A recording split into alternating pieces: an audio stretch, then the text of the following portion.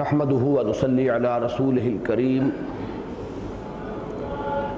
اما بعد فاعوذ بالله من الشيطان الرجيم بسم الله الرحمن الرحيم فذكر فما انت بنعمة ربك بكاهن ولا مجنون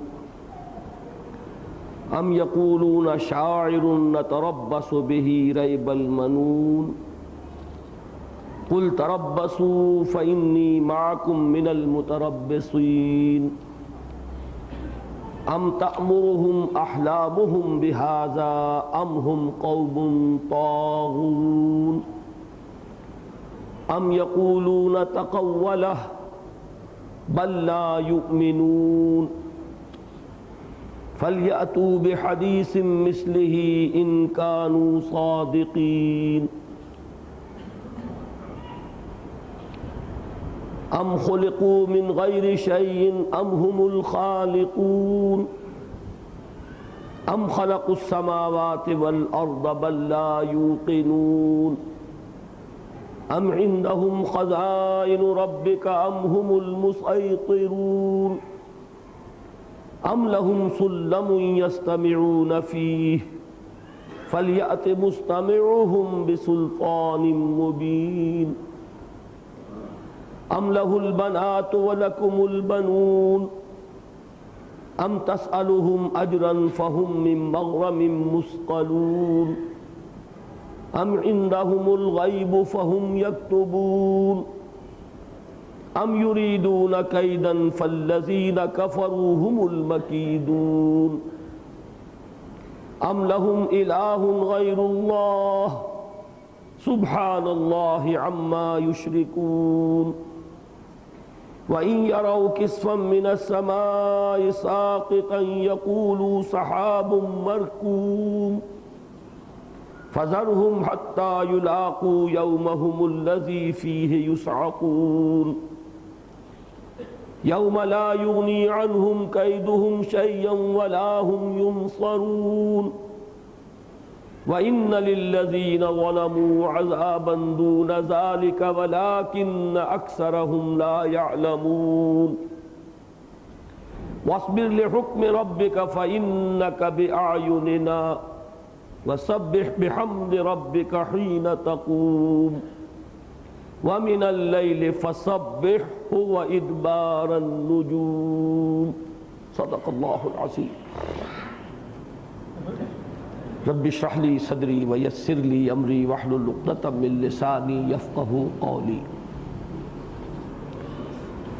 میں اس امر پر تو اللہ تعالیٰ کا شکر ادا کر رہا ہوں کہ پروگرام کے مطابق آج ہم سورہ طور کے اس دوسرے رکوع کا مطالعہ کر رہے ہیں، لیکن اس وقت میری جو کیفیت ہے آواز کی اس کا آپ کو اندازہ ہو گیا ہوگا۔ پچھلے 6 دن میرے بڑی شدید مشقت میں گزرے ہیں، اور وہ مشقت جسمانی بھی تھی، ذہنی بھی تھی، جذباتی بھی تھی، اس لیے کہ میں نے اندرون سندھ کا دورہ کیا ہے پہلی مرتبہ، اور وہاں کے حالات کا خود مشاہدہ کیا ہے۔ اس کے جو اثرات میرے اعصاب پر مترتب ہوئے ہیں اس کا آپ حضرات اندازہ نہیں کر سکتے کہ کیسی خوفناک صورتحال پاکستان کے حق میں اندرون سندھ میں پیدا ہو چکی ہے۔ بہرحال وہ جسمانی، ذہنی اور جذباتی مشقت کا جو نتیجہ ہے وہ ظاہر ہو رہا ہے، تاہم اس کا اطمینان ہے کہ جو پروگرام تھا اس کے مطابق رمضان مبارک کی آمد سے پہلے پہلے یہ 3 صورتوں کا درس جو ہے وہ مکمل ہو جائے گا۔ سورہ طور کے اس دوسرے رکوع کا پہلا لفظ فذکر، ویسے یہ بے شمار مرتبہ درس قرآن کے دوران آ چکا ہے، اور اس کے لفظی معنی اور اس کا جو پس منظر ہے فلسفیانہ اور حکیمانہ وہ میں نے بارہا بیان کیا ہے، لیکن آج خاص طور پر اسے اس اعتبار سے نوٹ کیجئے کہ اس سلسلے سور کی جو پہلی سورت تھی سورہ قاف، اس کے یہ بالکل آخر میں آیا تھا۔ فذکر بالقرآن من یخاف وعید۔ تو اے نبی صلی اللہ علیہ وسلم آپ تذکیر کرتے رہیے، یاد دہانی کراتے رہیے قرآن مجید کے ذریعے سے ہر اس شخص کو جس سے کچھ بھی میرے وعید کا خوف ہے۔ پھر دوسری سورت سورہ ذاریات میں یہ اختتام سے قدر قبل آیا، وذکر فإن الذکریٰ تنفع المؤمنین وما خلقت الجن والانس الا لیعبدون۔ تو تذکیر کرتے رہیے، یقیناً اس تذکیر سے اہل ایمان کو فائدہ پہنچتا ہے، یعنی آپ کی اس تذکیر سے اگر کفار کو کوئی فائدہ نہیں بھی پہنچ رہا تو بددل نہ ہو، اور اس بددلی کی وجہ سے، مایوسی کی وجہ سے اس تذکیر کے عمل کو ترک نہ کریں، اس لیے کہ خواہ انہیں فائدہ پہنچے یا نہ پہنچے، یہ بار بار کی یاد دہانی، یہ دہرا کر ان باتوں کا سامنے آنا یقیناً اہل ایمان کے حق میں مفید ہے، ان کے ایمان میں اضافے کا موجب بنتا ہے، ان کے یقین کی گہرائی اور گہرائی جو ہے اس سے بڑھتی ہے۔ اس سورہ مبارکہ میں آپ دیکھ رہے ہیں کہ یہ اور ذرا مقدم ہوا ہے، اور دوسرے رکوع کا پہلا لفظ یہی ہے۔ اس کو مزید نوٹ کریں گے کہ یہ مضمون اپنے کلائمیکس کو پہنچے گا اس سلسلہ سور کی جو 5ویں صورت آئے گی، سورت قمر، اس میں 4 مرتبہ یہ آیت آئی ہے وَلَقَدْ يَسَّرْنَا الْقُرْآنَ لِلذِّكْرِ فَهَلْ مِن مُدَّكِرٍ۔ ہم نے تو یاد دہانی کے لیے اس قرآن کو آسان بنا دیا ہے، رواں کر دیا ہے، سہل بنا دیا ہے، تو ہے کوئی جو نصیحت اخذ کرنا چاہے؟ ایک بڑا چیلنجنگ انداز ہے، اور 4 مرتبہ دہرا کر یہ الفاظ آئے۔ تو میں چاہتا ہوں کہ اس موقع پر اس لفظ کی حقیقت کو پھر ایک بار سمجھ لیجئے۔ عام طور پر ہمارے ہاں اس کا ترجمہ کر دیا جاتا ہے نصیحت کیجئے، صحیح تر ترجمہ ہوگا یاد دہانی کرائیے۔ اس میں در حقیقت حکمت قرآنی اور فلسفہ اسلامی کا یہ اہم اصول جو ہے مد نظر ہے کہ ایمان جس کی دعوت قرآن دیتا ہے، ایمان جس کی دعوت تمام انبیاء دیتے چلے آئے، یہ فطرت انسانی میں مضمر ہے، یہ کوئی نئی چیز نہیں ہے۔ کسی کو کوئی نئی بات بتانی ہو تو اس کے لیے اعلام کا لفظ آئے گا یا تعلیم کا لفظ آئے گا۔ کسی کو کچھ بتانا، باخبر کرنا، کوئی نیا علم دینا، وہ ہوگا اعلام یا تعلیم۔ لیکن یاد دہانی اس چیز کی کرائی جاتی ہے جو پہلے سے معلوم ہو، صرف یہ کہ اس پر کچھ نسیان کے پردے پڑ گئے ہوں، ذہول کے پردے پڑ گئے ہوں، عدم توجہ کی وجہ سے ذہن اس کی طرف سے منعطف ہو چکا ہو اور ادھر توجہ کا ارتکاز نہ ہو رہا ہو، آنکھ اوجل پہاڑ اوجل، کوئی چیز جو آپ کے علم میں تھی طویل عرصے سے اس کی طرف دھیان نہیں گیا، تو اب وہ آپ کی یادداشت کے ذخیرے کے اندر کہیں گہری نیچے چلی گئی ہے۔ میں اس کے لیے ایک لفظ استعمال کیا کرتا ہوں کہ ہر ضلعی دفتر جو ضلع کچہری ہے اس میں ایک محافظ خانہ ہوتا ہے، اس میں انبار لگے ہوتے ہیں فائلوں کے، تو ہمارا ذہن جو ہے اس میں جو یادداشت ہے وہ ایک محافظ خانہ ہے۔ اس محافظ خانے میں فائلوں کے نہ معلوم کتنے انبار ہیں، اس کمپیوٹر کا کوئی تصور ہمارے لیے ممکن نہیں۔ اب ظاہر بات ہے کہ کوئی چیز، کوئی فائل جو ہے وہ بہت نیچے دب گئی ہے، اسے تلاش کرنا پڑتا ہے، ہوتی ہے موجود۔ اسی طریقے سے ایمان کے جو حقائق ہیں، اس لیے کہ ایمان اصلاً تو نام ہے ایمان باللہ، معرفت خداوندی۔ ایمان باللہ کو بھی بلکہ میں نے ابھی جو ایک لفظ استعمال کیا اس کے ساتھ ایک دوسرا لفظ استعمال کریں گے تو پھر صحیح اس کی تعبیر ہوگی۔ معرفت خداوندی اور محبت خداوندی، یہ دونوں چیزیں فطرت انسانی میں مضمر ہیں، اور انہی دونوں کے مجموعے کا نام ایمان ہے۔ مجملاً ایمان نام ہے ایمان باللہ کا، آمنت باللہ کما ہوا باسمائہ و صفاتہ وقبلت جمیع احکامہ اقرار باللسان و تصدیق بالقلب۔ ایمان بالآخرہ بھی اللہ تعالیٰ پر ایمان ہی کی ایک فرع ہے، اسی کی ایک شاخ ہے، اسی کی ایک کرولری ہے۔ ایمان بالرسالت بھی ایمان باللہ ہی کی ایک شاخ ہے۔ اللہ تعالیٰ کی صفت ہدایت کا ایک ظہور ہے بشکل وحی، اور اسی کا نام ہے نبوت و رسالت۔ اللہ تعالیٰ کی صفت عدل کا ایک ظہور ہے آخرت، جس میں وہ بدلہ دے گا، مالک یوم الدین ہے، نیکوکاروں کو جزا دے گا، بدکاروں کو سزا دے گا۔ تو اصل ایمان ہے ایمان باللہ۔ ایمان باللہ کا تجزیہ کریں گے تو وہ مشتمل ہے دو اجزاء پر، معرفت خداوندی اور محبت خداوندی، اور یہ دونوں چیزیں فطرت انسانی میں مضمر ہیں۔ وہ فطرت اصل میں ہے کیا؟ یہ الفاظ جب ہم بولتے ہیں تو چونکہ اس میں ایک عموم ہے، اس کی اصل حقیقت تک انسان نہیں پہنچ پاتا۔ رمضان مبارک کی اب آمد ہے، عظمت صوم والا میرا کتابچہ مطالعہ کیجئے۔ جس شے کو ہم عام طور پر فطرت سے تعبیر کرتے ہیں، اصل میں وہ روح ہے، ہمارا روحانی وجود۔ اس روح کے جو متعلقات ہیں وہ فطرت ہے۔ اسی لیے ایک جگہ ایک لفظ ہمارے ہاں اکثر غلط مستعمل ہو جاتا ہے۔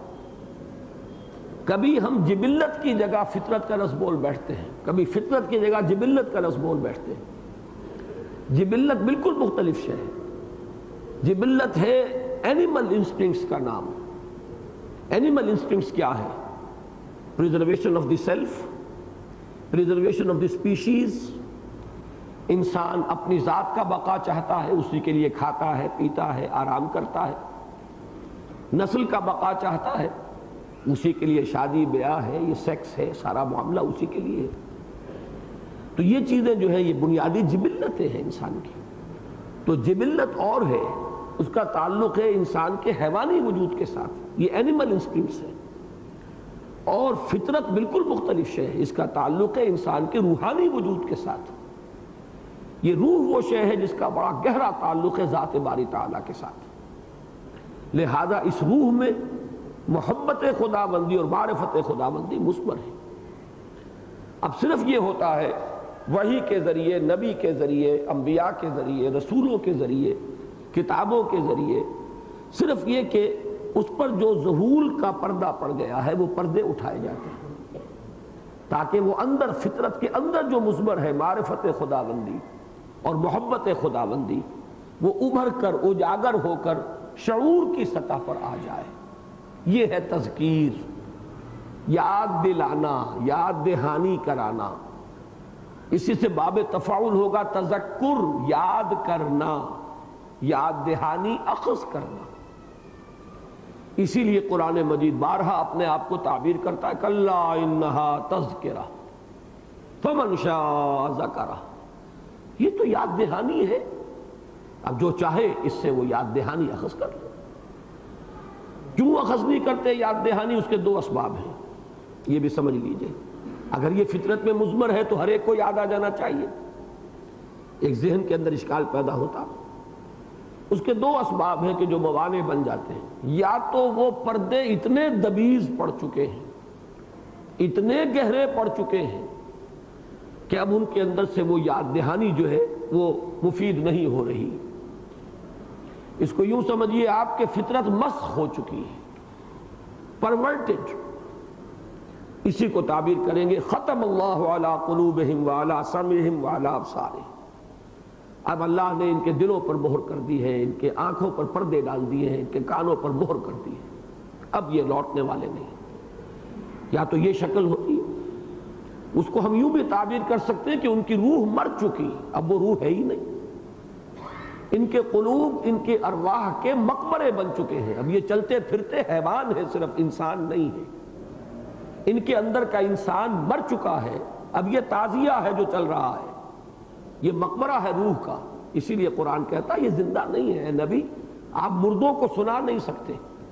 یہ ابو جہل آپ کو زندہ نظر آ رہا ہے، چل پھر رہا ہے، تو یہ حیوان ابو جہل ہے جو چل پھر رہا ہے، انسان ابو جہل مر چکا، اور ان کے قلوب جو ہیں ان کی ارواح کے مدفن بن چکے ہیں، مقبرے بن چکے ہیں۔ تو ایک سبب تو یہ اس کی تعبیر ہے یہ مختلف الفاظ میں، کہ کبھی ان کو مردہ کہا جائے گا، کبھی یہ کہا جائے گا کہ ان کے دلوں پر مہر ہو گئی، کبھی ختم اللہ علی قلوبہم، کبھی طبع اللہ علی قلوبہم، اللہ نے ان کے دلوں پر مہر کر دی ہے۔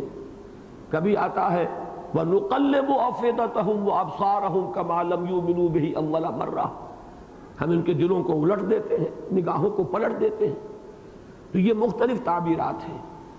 دوسرا سبب کیا ہے؟ یاد تو آ گیا لیکن کسی مصلحت کی وجہ سے ماننے کو تیار نہیں۔ یہ ضروری تو نہیں کہ جو بات بھی آپ کے دل میں آ جائے آپ اسے تسلیم بھی کر لیں۔ قرآن مجید میں آیا وَجَحَدُوا وَاسْتَيْقَنَتْهَا أَنفُسُهُمْ، انہوں نے انکار کیا حالانکہ ان کے دلوں نے اس کا یقین کیا۔ دل تو مان رہا ہے، زبان انکار کر رہی ہے۔ یہی بات ہے کہ جو علماء یہود کے بارے میں آئی، بارہا آئی کہ یعرفونہ کما یعرفون ابناہم، یہ محمد کو اور اس قرآن کو ایسے پہچانتے ہیں صلی اللہ علیہ وسلم جیسے اپنے بیٹوں کو پہچانتے ہیں۔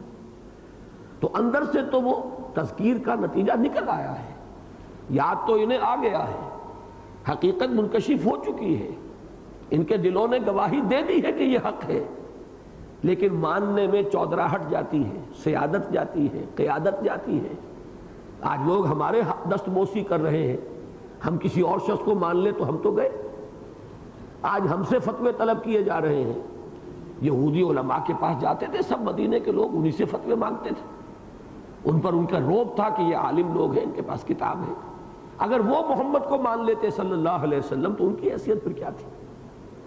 یہ ہوتی ہیں مصلحت۔ ابو جہل نے تو صاف تسلیم کیا جب اس سے پوچھا گیا کہ کیا تمہارے خیال میں محمد جھوٹ کہہ رہے صلی اللہ علیہ وسلم، اس نے صاف کہا کہ نہیں، محمد نے کبھی جھوٹ نہیں بولا۔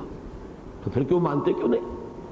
اس نے کہا اصل میں ہمارے اور بنو ہاشم کے درمیان مسابقت اور مقابلہ چل رہا ہے، انہوں نے کھانے کھلائے، ہم نے ان سے بڑھ کر کھلائے، انہوں نے فیاضیاں کی، ہم نے ان سے بڑھ کر کی، اب تک تو ہم کندھے سے کندھا ملائے چلے آ رہے تھے، اب اگر ان کی نبوت بھی مان لیں تو ہمیشہ کے لیے غلام ہو جائیں گے۔ یہ بات ہمیں تسلیم ہے۔ تو یہ ہے اصل میں دو اسباب کہ فطرت میں وہ شے مضمر ہے، قرآن صرف آ کر اس کو سٹیمولیٹ کرتا ہے، حرکت میں لاتا ہے۔ وہ جو چیز پردوں کے نیچے آ گئی تھی پردوں کو اٹھاتا، انکشاف کرتا ہے، کشف غطاء، اس پردے کو ہٹاتا ہے، وہ تحت الشعور سے وہ شعور کی سطح پر ابھار کر لاتا ہے۔ بس یہ کام ہے تذکیر۔ اب یہ بھی ہو سکتا ہے کہ کسی کی فطرت اتنی مست ہو چکی ہو، اس کی انسانیت ختم ہو چکی ہو کہ اسے یاد ہی نہ آئے، اور یہ بھی ہو سکتا ہے، دونوں مثالیں میں نے آپ کو دے دی کہ یاد تو آ گیا، بات منکشف ہو گئی، دل نے گواہی دے دی، لیکن یہ کہ کوئی مصلحت ہے، کوئی منفعت ہے، کوئی چودراہٹ ہے، کوئی سیادت ہے، کوئی اقتدار ہے، کوئی شے ہے جو آڑے آ گئی، کوئی پاؤں میں بیڑی پڑ گئی، کسی چیز نے روک لیا۔ تو تذکیر اصل میں یہ لفظ جو ہے بہت اہم ہے۔ فذکر، تو اے نبی آپ یاد دہانی کراتے رہیے، آپ تذکیر فرماتے رہیے۔ فما انت بنعمت ربک بکاہن ولا مجنون، تو آپ اپنے رب کے فضل و کرم سے، اپنے رب کے انعام سے نہ کاہن ہے نہ مجنون ہے۔ ایک بات نوٹ کر لیجئے کہ یہ جو رکوع ہے سورہ طور کا دوسرا، اور جو 29ویں پارے کی دوسری سورت ہے سورہ نون یا سورہ قلم، ان کے مضامین میں بڑی گہری مناسبت ہے، وہی انداز ہے، وہی ردم ہے، وہی اسلوب ہے۔ بعض آیات تو آپ دیکھیں گے کہ بالکل وہی ہے کہ جو وہاں بھی آئی ہیں اور یہاں بھی آئی ہیں، اور یہ بالکل ابتدائی زمانے کی صورتیں ہیں، اس لیے کہ حضور صلی اللہ علیہ وسلم کے بارے میں جو کچھ کہ کفار نے کہا اس میں بھی آپ ایک تاریخی تدریج دیکھیں گے۔ شروع میں جھوٹا کسی نے نہیں کہا، اس لیے کہ بڑا مشکل تھا کہ کل تک تو کہتے آئے نے الصادق، اب کیسے کہہ دیں کہ جھوٹے؟ ذرا وقت درکار تھا انہیں جھوٹ کی تہمت لگانے میں۔ لہذا پہلی بات جو انہوں نے کہی وہ یہ کہ مجنون، کوئی دماغی توازن ٹھیک نہیں رہا، کوئی چولیں ڈھیلی ہو گئی۔ ہم کہتے نہیں تھے کہ خامخواہ یہ جا کر جو ہے جبل نور پر یہ بیٹھے رہتے ہیں، اکیلے بیٹھے رہتے ہیں، مراقبہ کرتے رہتے ہیں، تو کوئی یا تو جنون کا عارضہ ہو گیا یا کوئی جن ان کے اوپر مسلط ہو گیا۔ یہ مجنون کے دونوں معنی ہیں۔ مجنون جن سے بنا ہے مفعول، آسیب زدہ ہو جانا، جن آ جانا، یا تو کوئی جن ہے جو ان پر آ گیا ہے، جس نے ان کو اس خبط میں مبتلا کر دیا ہے کہ کوئی فرشتہ آیا ہے اور مجھے وحی آئی ہے اور میں اللہ کا رسول بن گیا ہوں، یا یہ ہے کہ کہیں خشکی، جسے آپ کہتے ہیں خشکی چڑھ گئی ہے بہت زیادہ، یہ عبادات اور یہ روزے رکھ رہے تھے بہت اور تنہائی میں بیٹھتے تھے، تو اس سے انہیں کوئی، یعنی اس میں چونکہ نیت کا دخل نہیں ہے، اس وقت اولاً جو باتیں انہوں نے کہی ہیں وہ کیا تھیں کہ ہم کوئی بدنیت نہیں کہہ رہے انہیں، یہ جان بوجھ کر جھوٹ نہیں بول رہے، یہ تو ہم نہیں کہہ رہے، اس لیے کہ پہلی بات اس کے سوا اور کوئی ہو سکتی نہیں تھی پہلی بات جو وہ کہہ سکتے تھے اپنے عوام کو مطمئن کرنے کے لیے وہ یہی ہو سکتی تھی کہ ہم کو ان کی we are not attributing any ill will towards him، ہم کوئی بدنیتی کا الزام تو نہیں لگا رہے، یہ کہ ہو گیا، کوئی شخص مریض ہو جاتا ہے تو اس میں اس کا کیا قصور، کسی پر کوئی آسیب آ گیا تو اس میں اس بیچارے کا کیا قصور، کسی کے اگر دماغی توازن جو ہے وہ بگڑ گیا تو اس میں اس کا قصور نہیں، یہ ہے وہ پہلی بات۔ چنانچہ سورہ نون جن حضرات کو یاد ہے اس کا آغاز ہی یہیں سے ہوا، نون والقلم وما یسطرون ما انت بنعمت ربک بمجنون، اے نبی آپ اپنے رب کے، وہی نعمت رب کا جو الفاظ یہاں آئے ہیں، فذکر فما انت بنعمت ربک بکاہن ولا مجنون۔ اچھا مجنون ہے سب سے پہلا لفظ، کاہن نمبر 2 ہے، دوسرا جو دوسری سٹیج آئی ہے اس میں کاہن اور شاعر کے 2 الفاظ ایڈ کیے گئے، اس لیے کہ پہلے تو ابھی کوئی خاص کلام تو نہیں آیا تھا نا، ابتدا میں تو چند آیات نازل ہوئی، اب ذرا عرصہ گزرا تو یہ ابتدائی صورتیں حضور نے پڑھ پڑھ کر سنانی شروع کی، ان میں جو زور تھا، ان میں جو تاثیر تھی، اب اس کا راستہ روکنے کے لیے انہوں نے 2 باتیں کہیں، شاعر ہیں اور شاعر بہت اچھے ہیں، کوئی شک نہیں، جیسے شعر کے اندر تاثیر ہوتی، آپ غالب کا شعر سنتے ہیں اور جھوم جاتے ہیں، کیوں؟ میر کا شعر آپ نے سنا اور آپ جھوم گئے، بات شعر کے اندر ایک تاثیر ہے، دل پر جا کر لگتا ہے، آدمی کو متاثر کرتا ہے کہ ہاں بھائی شعر یہ اچھے کہہ رہے ہیں، شاعر ہیں، اس لیے کہ اس میں کوئی شک نہیں کہ قرآن مجید میں قوافی بھی ہے، ردم بھی ہے، اگرچہ وہ تو نہیں ہے جس کو وزن کہتے ہیں، وزن اور بحر، کہ جو عام طور پر شعر جو ہے پابند شاعری جو اس کے لازمی اجزاء وہ قرآن میں نہیں ہے، لیکن آج کل جسے آپ کہتے ہیں آزاد شاعری یا جسے آپ بلینک ورس سے تعبیر کرتے ہیں وہ انگریزی سے ہمارے ہاں آئی ہے، قرآن مجید کو کہا جا سکتا ہے کہ یہ بلینک ورس ہے، اس میں ردم ہے، اس میں پھر قوافی ہے، اس اعتبار سے انہوں نے اپنا جو دفاع کیا پہلا یہ تھا شاعر ہے۔ دوسرا یہ کہ ان کے زمانے میں کہانت ایک پیشے کے طور پر معروف شے تھی، کاہن لوگ جو ہیں وہ کچھ عملیات کرتے تھے، کچھ جنوں کے ساتھ ان کو موکل بنا کر کچھ دوستی گانٹتے تھے، کچھ الٹی سیدھی خبریں ان سے لے لیتے تھے، کچھ لوگوں کو بتا کر اپنی دھوس جما لیتے تھے، ان میں سے کوئی خبر سچی نکل آئی تو اس کا تو کاروبار چمک گیا۔ اور جنات کے بارے میں قرآن میں یہ آتا ہے کہ وہ سانگن لیتے رہتے ہیں، فرشتے جو اللہ تعالیٰ کے احکام لے کر نازل ہوتے ہیں ان سے کچھ وہ بھی اچک لیتے ہیں اور آ کر اپنے ان کاہنوں کے کانوں میں پھونک مارتے ہیں، وہ اس سے اپنی دکان چمکاتا ہے۔ پھر یہ کہ جب جن چیزوں میں انہیں کوئی خبر نہیں ہوتی تھی، اب ظاہر بات ہے جب دکان چمکے گی تو سب طرح کے لوگ آئیں گے اور ہر خبر تو ان کے پاس موجود نہیں ہے، اب اس میں وہ کرتے تو جو آج بھی دیکھیں گے جوتشی قسم کے لوگ، غیب گو قسم کے لوگ، ستارہ شناس قسم کے لوگ، کوئی تو بات سچی نکل آتی ہے، اکثر و بیشتر وہ ذو معنی باتیں کرتے ہیں اور بڑے کچھ ترنم کے ساتھ اس کو بیان کریں گے، جو چاہو مطلب نکال لو۔ یہ جو کہانت کا پیشہ تھا یہ بھی کچھ ایک درجے میں مشابہت رکھتا تھا کہ قرآن مجید میں بھی وہی قوافی ہیں، وہ باتیں اس انداز میں کہی جا رہی ہیں، غیب کی خبریں ہیں، پچھلے حالات ہیں، ان کو بیان کیا جا رہا ہے۔ تو پھر انہوں نے جو دوسرے نمبر پر جو حضور صلی اللہ علیہ وسلم کا راستہ روکنے کے لیے جو ذریعہ اختیار کیا، جو اسٹریٹجی ڈیولپ کی، وہ یہ تھی کہ انہیں شاعر کہو اور کاہن کہو۔ تو یہی وہ چیزیں ہیں جو ان کا کہ ذکر یہاں آ رہا ہے۔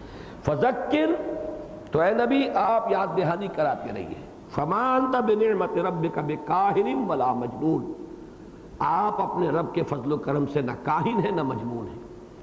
اس میں اصل میں نوٹ کیجئے کہ یہ حضور سے کہنے کی کیا ضرورت ہے، اس کو اصول کو سمجھ لینا چاہیے کہ بسا اوقات بظاہر خطاب کسی سے ہوتا ہے، اصلاً مخاطب کوئی اور ہوتے ہیں. یہ حضور کو بتانے کی ضرورت نہیں ہے.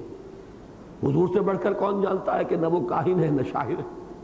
انہوں نے کبھی شعر کہے نہیں، نہ شعر کہنے کی کوشش کی. حضور سے بڑھ کر کون جانتا ہے کہ یہ اللہ کی وحی ہے جو نازل ہو رہی ہے. اصل میں سنایا جا رہا ہے ان کو کہ جو یہ الزام آپ پر لگا رہے ہیں کہ تم اپنے عقلوں کا ماتم کرو. تم جانتے نہیں کاہن کیسے لوگ ہوتے ہیں، کتنے لالچی ہوتے ہیں. وہ چند ٹکے بٹورنے کے لیے سارا کام کر رہے ہوتے ہیں. ان کا کردار کتنا گھٹیا ہوتا ہے، ان کے آس پاس کتنی گندگی ہوتی ہے. تو آخر کہاں کہانت، کہاں محمد رسول اللہ صلی اللہ علیہ وسلم. ذرا سوچ کر تو آدمی اگر کوئی بات کہے تو کوئی تو ایسی بات کہے جو کسی درجے میں فٹ بیٹھتی ہو. پھر مجنون کا انداز تمہیں معلوم نہیں کیسا ہوتا ہے، جس کا جواب جو سورہ نون میں دیا گیا، اِنَّكَ لَعَلَىٰ خُلُقٍ عَظِيمٍ. آپ کے اخلاق اتنے بلند، اخلاق فاضلہ، اخلاق عالیہ. یوں سمجھئے کہ جو بلند ترین اخلاق کا نمونہ ہو سکتا ہے وہ ہے آپ. کوئی مجنون بھی ایسا دیکھا ہے کبھی؟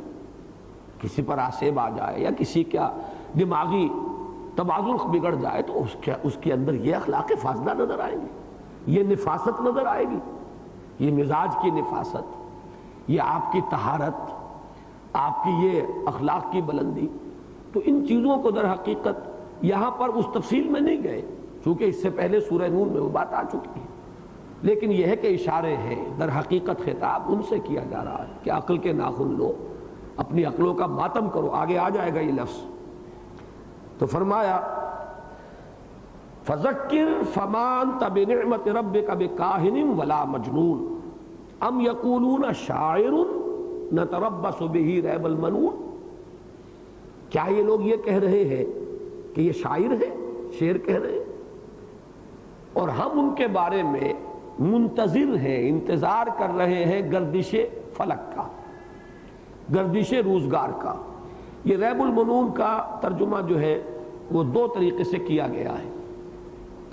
ایک تو یہ کہ یہ ایک ضرب المثل کے طور پر، محاورے کے طور پر، جیسے ہم گردش فلک، گردش روزگار، تو اسی طریقے سے ریب المنون.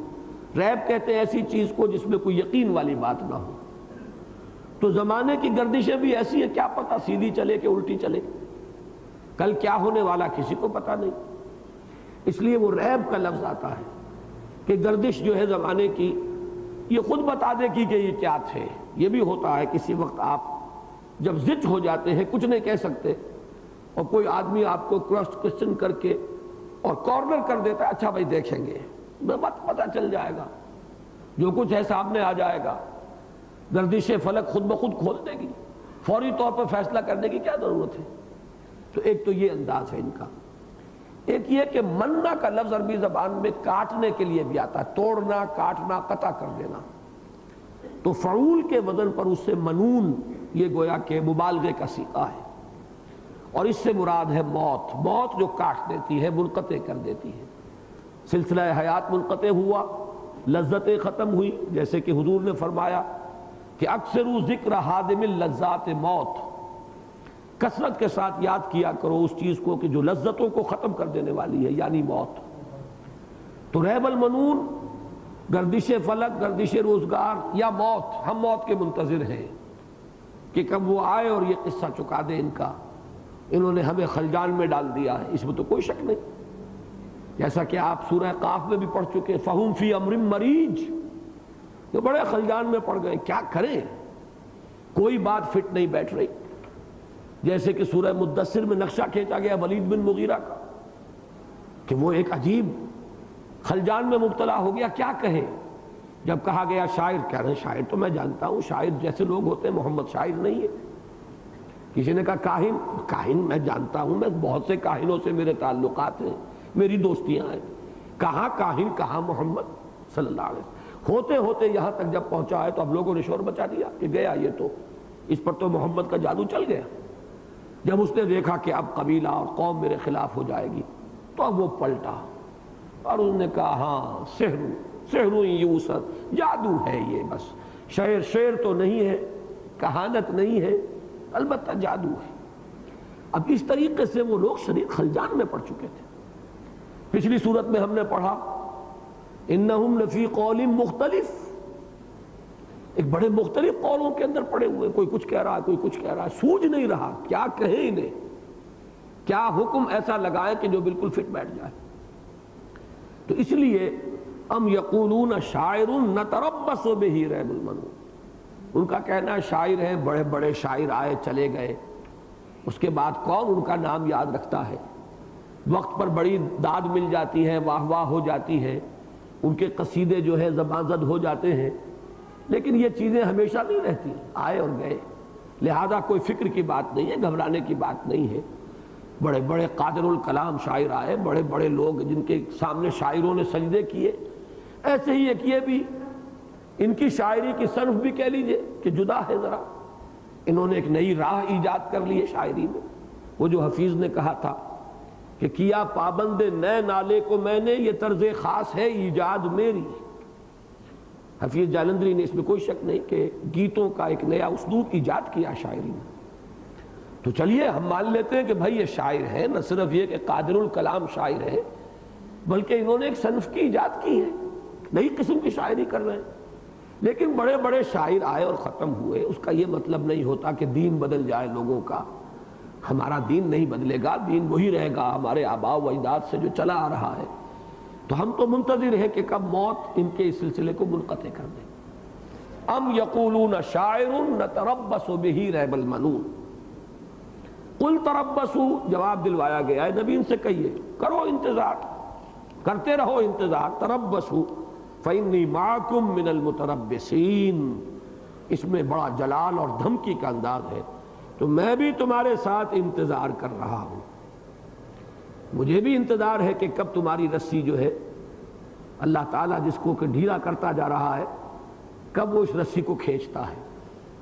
مچھلی کو جب کانٹا لگ جاتا ہے تو شکاری پہلے رسی کو ڈھیل دیتا ہے، پھر وہ کھینچتا۔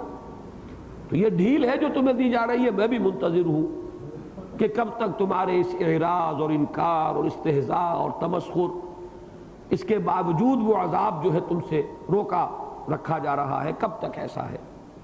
تم بھی انتظار کرو، فتربصوا فإنی معکم من المتربصین، تو میں بھی تمہارے ساتھ انتظار کر رہا ہوں۔ ام تأمرہم احلامہم بہذا، یہ بات آئی ہے وہ جس کا میں اشارہ کر رہا تھا۔ ایک عجیب سوال کیا گیا ہے، اور جس کو آپ کہتے ہیں نا سرچنگ کوسچن، پیئرسنگ آئیز کے ساتھ جب آپ آنکھوں میں آنکھیں ڈال کر کسی سوال کرتے ہیں، وہ جھنجھوڑنے والی بات ہوتی ہے کہ آدمی مجبور ہو جاتا ہے، دروں بینی پر اپنے اندر جھانکنے پر مجبور ہو جاتا ہے کہ یہ جو کچھ میں کر رہا ہوں کیا کر رہا ہوں۔ ام تأمرہم احلامہم بہذا، کیا اس بات کا انہیں ان کی عقلیں حکم دے رہی ہیں؟ ام ہم قوم طاغون، یا یہ ہے سرکش لوگ، بڑھ جانے والے لوگ، حدود سے تجاوز کر جانے والے لوگ۔ وہی جو میں نے عرض کیا تھا کہ یا تو پرورٹڈ نیچر ہے، عقل جو ہے الٹی ہو گئی ہے، مت ماری جا چکی ہے۔ کیا واقعی ایسا ہے؟ یہ جو کہہ رہے ہیں کہ یہ کاہن ہے، یہ جو کہہ رہے ہیں کہ یہ شاعر ہے، یہ جو کہہ رہے ہیں کہ یہ مجنون ہے، کیا واقعی ان کی عقلیں یہ بتا رہی ہیں انہیں؟ اس میں در حقیقت استفہام انکاری ہے کہ ہرگز نہیں، جانتے ہیں یہ جانتے ہیں کہ بے بنیاد بات کر رہے ہیں، یہ اتنے پاگل نہیں ہیں، اتنے کودن نہیں ہیں، نہ ابو جہل اتنا احمق تھا، نہ ولید بن مغیرہ اتنا احمق تھا، وہ بڑے سمجھدار لوگ تھے، ہوشیار لوگ۔ تو کیا ان کی عقلیں ان سے یہ کہہ رہی ہیں؟ کیا ان کی عقلوں نے یہ حکم لگایا؟ ام تأمرہم احلامہم بہذا، یہ در حقیقت جسے کہتے ہیں استفہام انکاری، بظاہر سوال ہوتا ہے، حقیقت میں انکار اور تردید پیش نظر ہوتی ہے، ایسا نہیں ہے۔ تو اب ایسا نہیں ہے تو بات دوسری ہے، یعنی ام ہم قوم طاغون، یہ سب کچھ جاننے کے باوجود ماننے کو تیار نہیں۔ ماننے کا مطلب کیا ہے؟ نبی کی اطاعت کرنی پڑے گی، نبی کو مطاع ماننا پڑے گا، سر جھکانا پڑے گا، حکم ماننا پڑے گا، یہ ماننے کو تیار۔ انسان کے لیے یہ بات جان لیجئے، میں نے کئی مرتبہ یہ عرض کیا ہے، اس معاملے میں واقعہ یہ ہے، ہمارے لیے یہ مسئلہ اتنا ذاتی امتحان کا نہیں ہے جتنا کہ اس وقت کے لوگوں کا تھا جو حضور کے زمانے میں موجود تھے۔ ہم سے جب کہا جاتا ہے رسول کی اطاعت کرو، تو رسول اگرچہ ہم جانتے ہیں کہ وہ بشر تھے، جانتے ہیں کہ وہ بنی آدم میں سے تھے، لیکن وہ گوشت پوشت کا بنا ہوا انسان ہمارے سامنے نہیں ہے، بلکہ ہمارے لیے رسول بھی ایک انسٹیٹیوشن کا درجہ رکھتے ہیں۔ لہذا اطاعت اللہ کی، اطاعت رسول کی۔ وہ جو ذاتی ایک ہو جاتی آزمائش جو ابو جہل کے لیے تھی، یہ محمد، یہ بنی ہاشم کا ایک فرد، عبداللہ کا بیٹا، عبد المطلب کا پوتا، یہ جو ہمارے ہاں رہا مفلس و قلاش، جو بھیڑے بکریاں چراتا رہا لوگوں کی ٹکوں کے عوض، حضور کے اپنے الفاظ ہیں، بے قراریت، میں تو چراتا رہا ہوں قریش کی بھیڑے بکریاں۔ پھر یہ کہ آج اگر کچھ کھانے کو ملا ہے، اس کو سوکھا ہو گیا پنجابی کی زبان میں، تو بھی بیوی کے دھن سے ہم اس کے سامنے سر جھکائیں، اس کا کہنا مانیں۔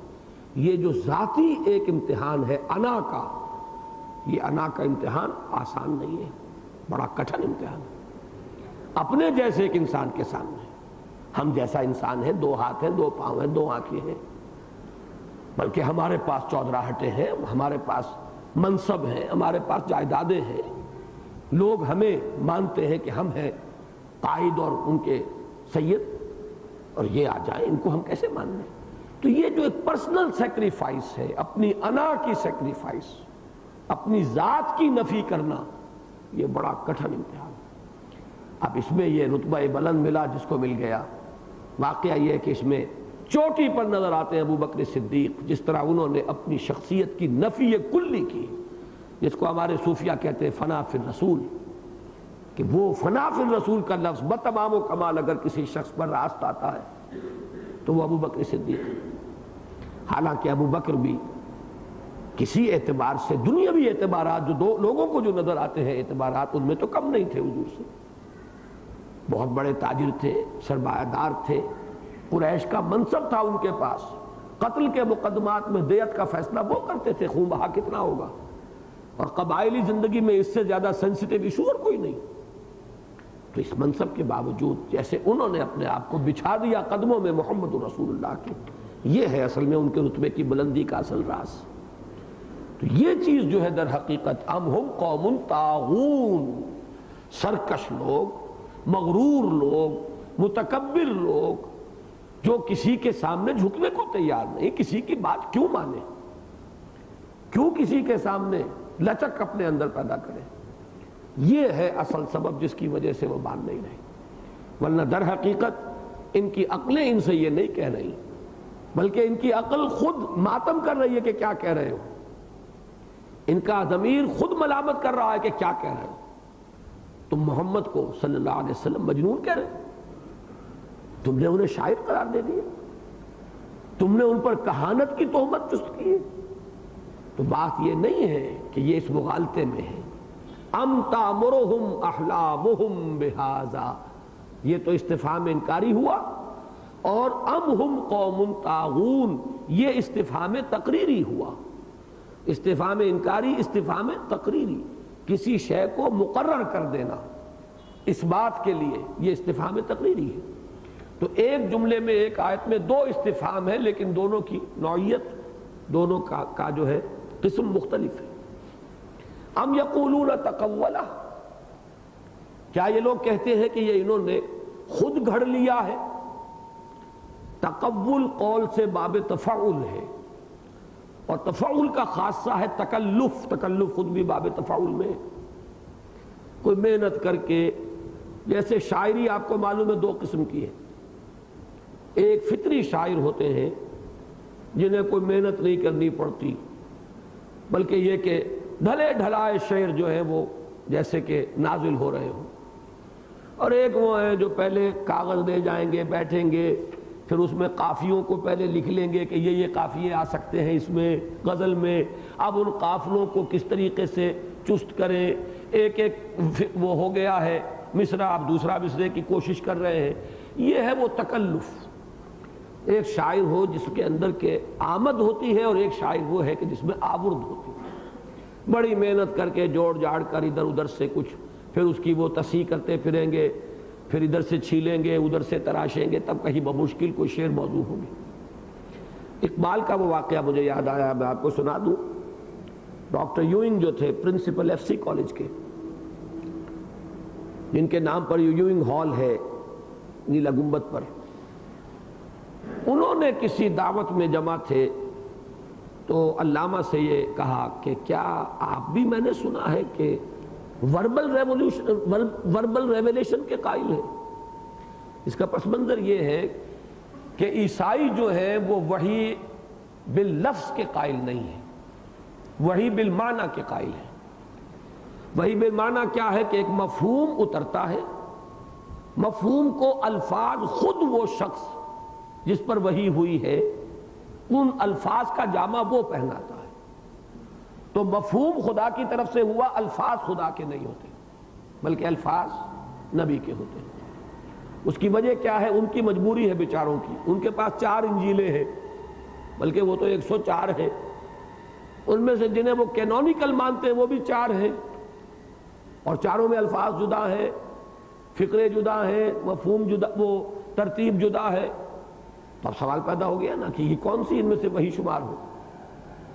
تو انہوں نے کہا کہ اصل میں وحی تو ایک ہی تھی، اور یہ بھی نوٹ کیجئے معلومات کے درجے میں ہے، وہ تو چونکہ حضرت مسیح کو تو خود خدا مانتے ہیں، تو مسیح کو وہ ریسیپینٹ آف ریولیشن نہیں مانتے، بلکہ اپوسلز کا لفظ ان کے لیے ہے، حواریین کے لیے ان کے ہاں ہے۔ دیور دی اپوسلز، یعنی نبی کے درجے میں تو حواریین ہوئے، جبکہ حضرت مسیح علیہ السلام تو خود خدا ہے، خدائی کا ایک جز ہے، اقانیم ثلاثہ میں سے کہ قرون وہ ہے۔ تو اب جو وحی کی حضرت مسیح نے اپنے حواریین کو، وہ وحی بالمعنی تھی، ہر حواری نے اپنے الفاظ میں اس کو ادا کیا۔ اس وجہ سے یہ مختلف اناجیل ہے، یہ ملٹیپلسٹی جو ہے اناجیل کی ہے، اس وجہ سے۔ اس لیے وہ بیچارے مجبور ہیں کہ وہ وحی باللفظ کے کسی درجے میں اقرار نہیں کر سکتے، وہ کہتے ہیں وحی بالمعنی ہوتی ہے، جبکہ ہم کہتے ہیں کہ یہ الفاظ اللہ کے ہیں، یہ کلام اللہ کا ہے۔ وحی جو ہے صرف بالمعنی نہیں ہے بلکہ باللفظ۔ اس پر اس نے کہا کہ اقبال، آپ اتنے پڑھے لکھے ہو کر میں نے سنا ہے کہ آپ بھی وحی باللفظ کے قائل ہیں، یہ تو بڑی ہی عامیانہ سی بات ہے۔ اس کے خیال میں علامہ نے جو اس کا جواب دیا تھا وہ بڑا پیارا تھا، اس لیے کہ خاموش کرنے والے جوابات میں سے الاجوبۃ المسکتہ، ان میں سے اس کو شمار کیا جا سکتا ہے۔ علامہ نے یہ فرمایا کہ جی میں بالکل قائل ہوں وحی باللفظ کا، ٹھیک ہے، میرا تو تجربہ ہے کہ مجھ پر جو شعر اترتا ہے وہ بالکل ان الفاظ کے ساتھ اترتا ہے، میں لاکھ بعد میں الفاظ بدلنا چاہوں بدل نہیں سکتا، تو میرا تو اپنا تجربہ ہے یہ۔ تو کہاں میں اور کہاں محمد رسول اللہ صلی اللہ علیہ وسلم؟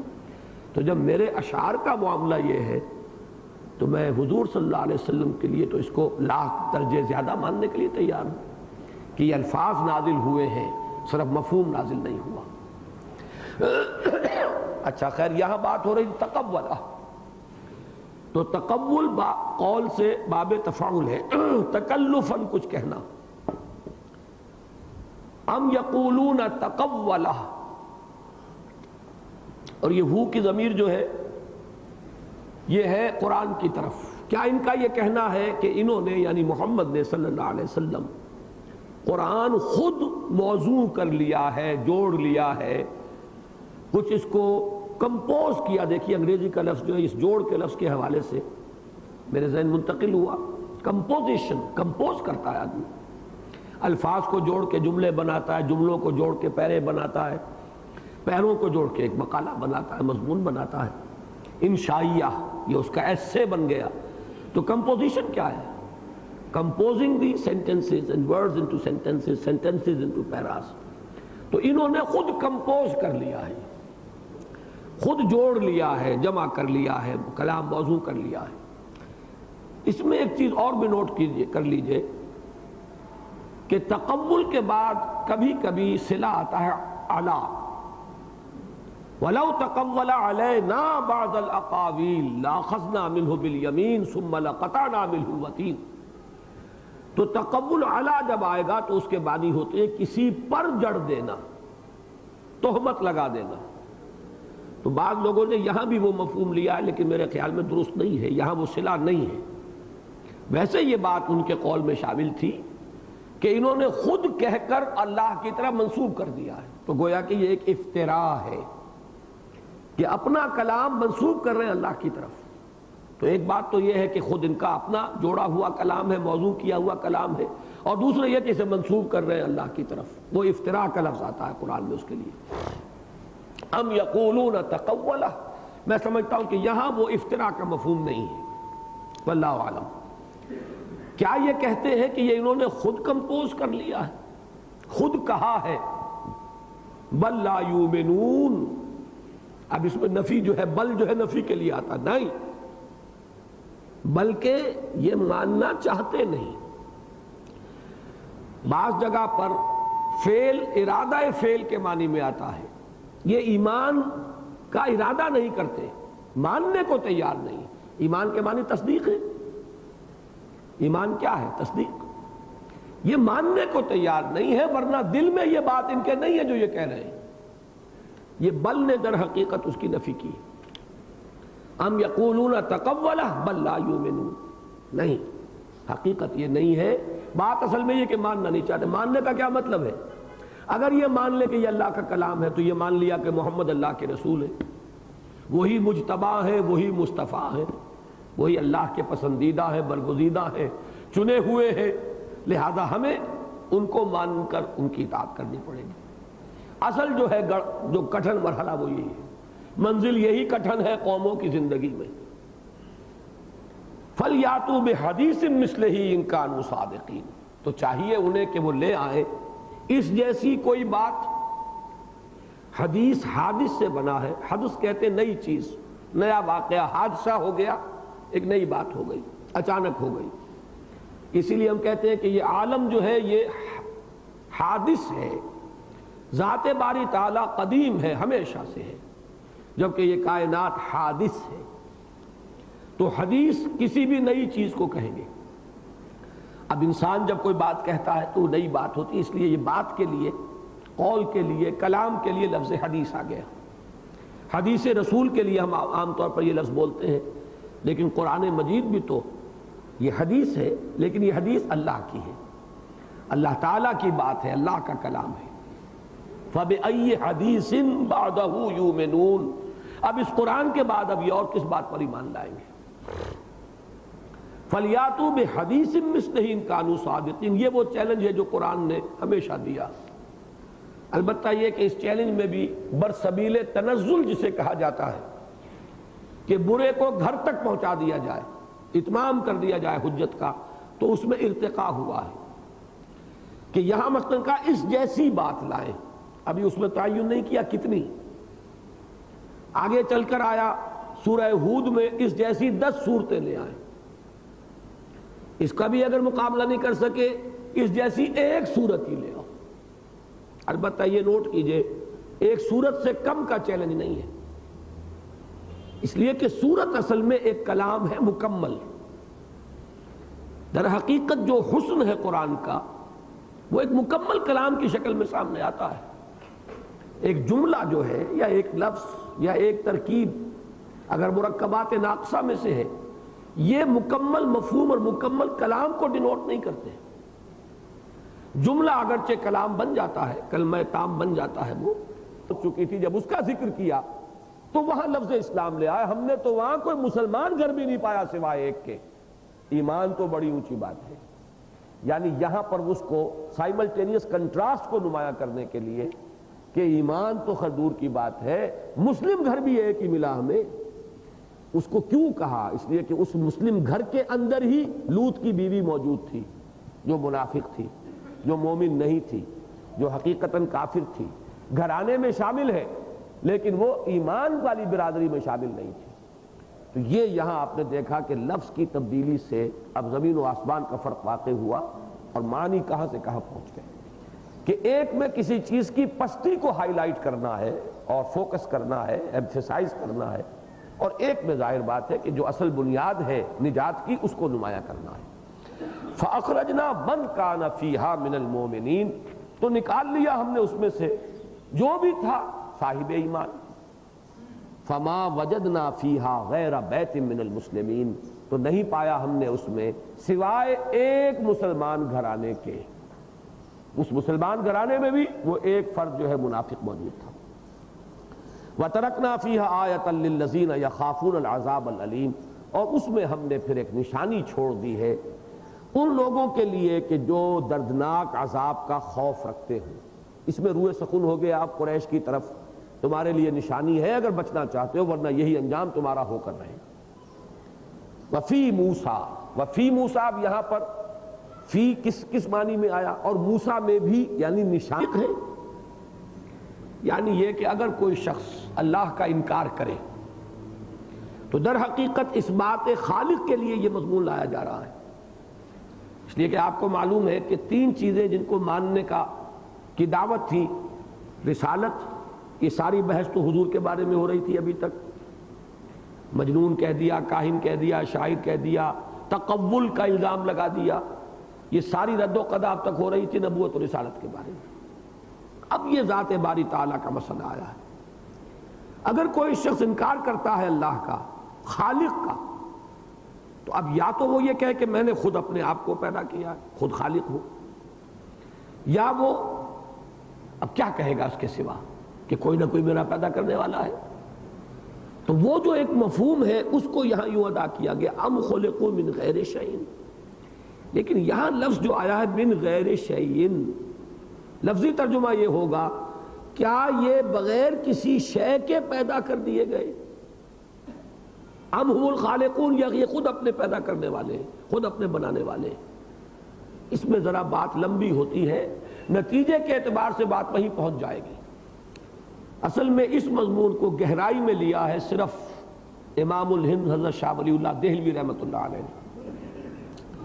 حجت اللہ البالغہ جو ان کی ایک عظیم اور بارکۃ الآراء کتاب ہے، اس کا پہلا باب یہ ہے کہ انہوں نے اللہ تعالیٰ کے تین افعال معین کیے ہیں، ابداع، خلق اور تدبیر۔ ابداع کیا ہے؟ کریشن ایکس نیہیلو، عدم محض سے کسی چیز کو وجود میں لانا۔ کائنات نہیں تھی، بالکل عدم محض اور وجود میں آ گئی، یہ ابداع ہے۔ اس کے لیے لفظ آیا قرآن میں بدیع السماوات والارض، آسمانوں اور زمین کا عدم محض سے تخلیق کرنے والا۔ لیکن تخلیق کا لفظ اصل میں یہاں ہم اپنی مجبوری سے استعمال کر رہے ہیں، اس لیے کہ شاہ صاحب نے اس کی کیٹیگری دوسری بنائی ہے۔ خلق ایک مختلف شے ہے۔ خلق کہتے ہیں شاہ صاحب کہ یہ ہے کسی ایک شے سے دوسری شے کا پیدا کرنا۔ خلق الانسان من صلصال کالفخار، انسان کو پیدا کیا کھنکتی ہوئی مٹی سے۔ وخلق الجان من مارج من نار، اور جنوں کو پیدا کیا آگ کی لو سے یا لپٹ سے، ایک شے پہلے تھی نا اس سے پیدا کیا۔ خلق یہ ہے کہ لکڑی تھی اس سے آپ نے میز بنا لی، یہ خلق ہے۔ مٹی تھی اس سے انسان بنا دیا، آگ تھی اس سے جن بنا دیا۔ مٹی کو کسی اور شے سے بنایا ہوگا، آگ کو کسی اور شے سے پیدا کیا ہوگا۔ تو تخلیق کا لفظ جب بھی قرآن میں آتا ہے آپ دیکھیں گے کہ من کے ساتھ کسی شے کا اضافہ کیا جاتا ہے، فلاں سے فلاں شے کو پیدا کرنا۔ جبکہ ابداع جو ہے، یا جسے ہم تکوین بھی کہہ سکتے ہیں، تکوین یہ ہے در حقیقت صرف کلمہ کن اور اس سے کسی شے کا وجود میں آ جانا، اس میں کوئی شے پہلے سے موجود نہیں ہے۔ یہی وہ چیز ہے جس میں کہ یہ جو فلسفیانہ مذاہب ہیں ہندوستان کے، انہوں نے یہی ٹھوکر کھائی ہے۔ وہ جو خلق کا تصور تھا وہ تو ان کے سامنے تھا، ابداع کا تصور نہیں آ سکا، لہذا انہوں نے مادے کو بھی قدیم مانا ہے۔ خدا بھی قدیم، مادہ بھی قدیم، خدا نے مادے سے بنا دیا۔ یہ کیسے ہو سکتا ہے خدا بغیر کسی شے کے بنا دے؟ کوئی شے تو ہونی چاہیے نا۔ گارا ہوگا تو اس سے اینٹ بنے گی، گارا ہوگا اس سے آپ ہنڈیا بنا لیں، آپ اس سے گھڑا بنا لیں، جو کمہار بناتا ہے کچھ تو چاہیے نا آخر بنانے کے لیے۔ تو خدا نے یہ سب کچھ کیسے بنا دیا؟ یا تو یہ مانیے کہ خدا خود ڈھل گیا کائنات میں، یہ تو ہے ان کا ہماوست، برف پگھلی پانی بن گیا، پانی آگ سے بھاپ بن گیا، اب وہ بھاپ ہی پانی ہے، وہ بھاپ ہی برف ہے، اسی طرح یہ کائنات ہی خدا ہے۔ ایک تصور تو ان کا یہ ہے پینتھیزم۔ ایک تصور یہ ہے کہ خدا نے بنایا ہے اس کو تو مادہ تخلیق چاہیے، کوئی شے تو ہو جس سے کہ بنایا جائے، تو مادہ بھی قدیم ہے۔ یہ ہے اصل میں وہ بحث جس کو حل کیا ہے شاہ صاحب نے، کہ خلق جو ہے اس میں کوئی نہ کوئی شے پہلے ہوتی ہے جس سے تخلیق ہوتی ہے، ابداع ہے کریشن ایکس نہیلو۔ تیسرا عمل جو ہے اللہ کا یا فعل وہ ہے تدبیر۔ اب یہ اس کے اندر اللہ تعالیٰ الٹ پھیر کرتا ہے، آگے پیچھے کرتا ہے اور نتائج برآمد کرتا ہے۔ اسی کائنات کے سلسلہ تخلیق و اس ابداع کے اندر اللہ اپنا ارادہ پورا کر رہا ہے، یہ تدبیر خداوندی ہے۔ جیسے کہ کوئی شخص ہے، شطرنج کی بساط بچھی ہوئی ہے، اس کو آگے کیا اس کو پیچھے کیا، اب یہ اس کی تدبیر ہے، اس نے کوئی نئی شے کریٹ نہیں کی۔ اس میں تدبیر میں تو صرف یہی ہے تقدیم تاخیر دائیں بائیں کر کے اپنا کوئی مقصد، اپنا کوئی جو بھی مدعا ہے اس کو حاصل کر لینا، یہ تدبیر ہے۔ بہرحال یہاں اس آیت میں مجھے اشارہ یہ محسوس ہو رہا ہے، اکثر لوگوں نے تو یہی سمجھا ہے اور میں بھی اسے وہاں پہنچا سکتا ہوں کہ اگر اللہ نے ایک شے کو دوسری شے سے پیدا کیا تو دوسری کو پھر کسی سے پیدا کیا، پھر اس کو کسی اور سے پیدا کیا، بالآخر تو کہیں بات پہنچے گی کہ جہاں اللہ تعالیٰ نے عدم محض سے کسی شے کو وجود بخشا ہو، ورنہ ہمیں ماننا پڑے گا کہ مادہ بھی قدیم ہے، پھر تو وہی معاملہ جو ہندوؤں کا ایک مکتب فکر ہے وہاں تک پہنچے بغیر ممکن نہیں ہے۔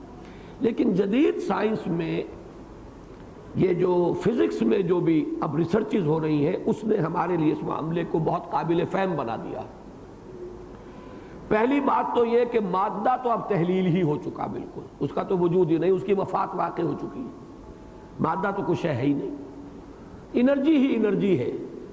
یعنی جو نیوٹونین فزکس تھی اس کی تو کیٹیگریز ہیں، میٹر اینڈ انرجی، میٹر علیحدہ شے ہے، انرجی علیحدہ شے ہے۔ آج جس دور میں ہم ہیں اور سائنس جہاں پہنچ چکی ہے، میٹر کا وجود ہی نہیں، وہ تو تحلیل ہو گیا، اس کی وفات واقع ہو گئی، اب رہ گیا انرجی کا معاملہ۔ لیکن انرجی کی کئی قسمیں تھیں، یہ ایک انرجی جو ہے اس نوعیت کی ہے، کائنیٹک انرجی ہے، ایک انرجی جو ہے وہ یہ آپس کی جو کشش کا نظام ہے جو کروں کا وہ ہے، یہ گریویٹی کی فورس ہے، الیکٹرسٹی ہے، اسی طریقے سے میگنیٹزم ہے، اس کی اپنی ایک فورس ہے۔ لیکن اب ہوتے ہوتے یہ فورسز کم سے کم تر ہوتی چلی جا رہی ہیں اور یہاں تک کہ غالباً اب 3 تک بات پہنچی ہے۔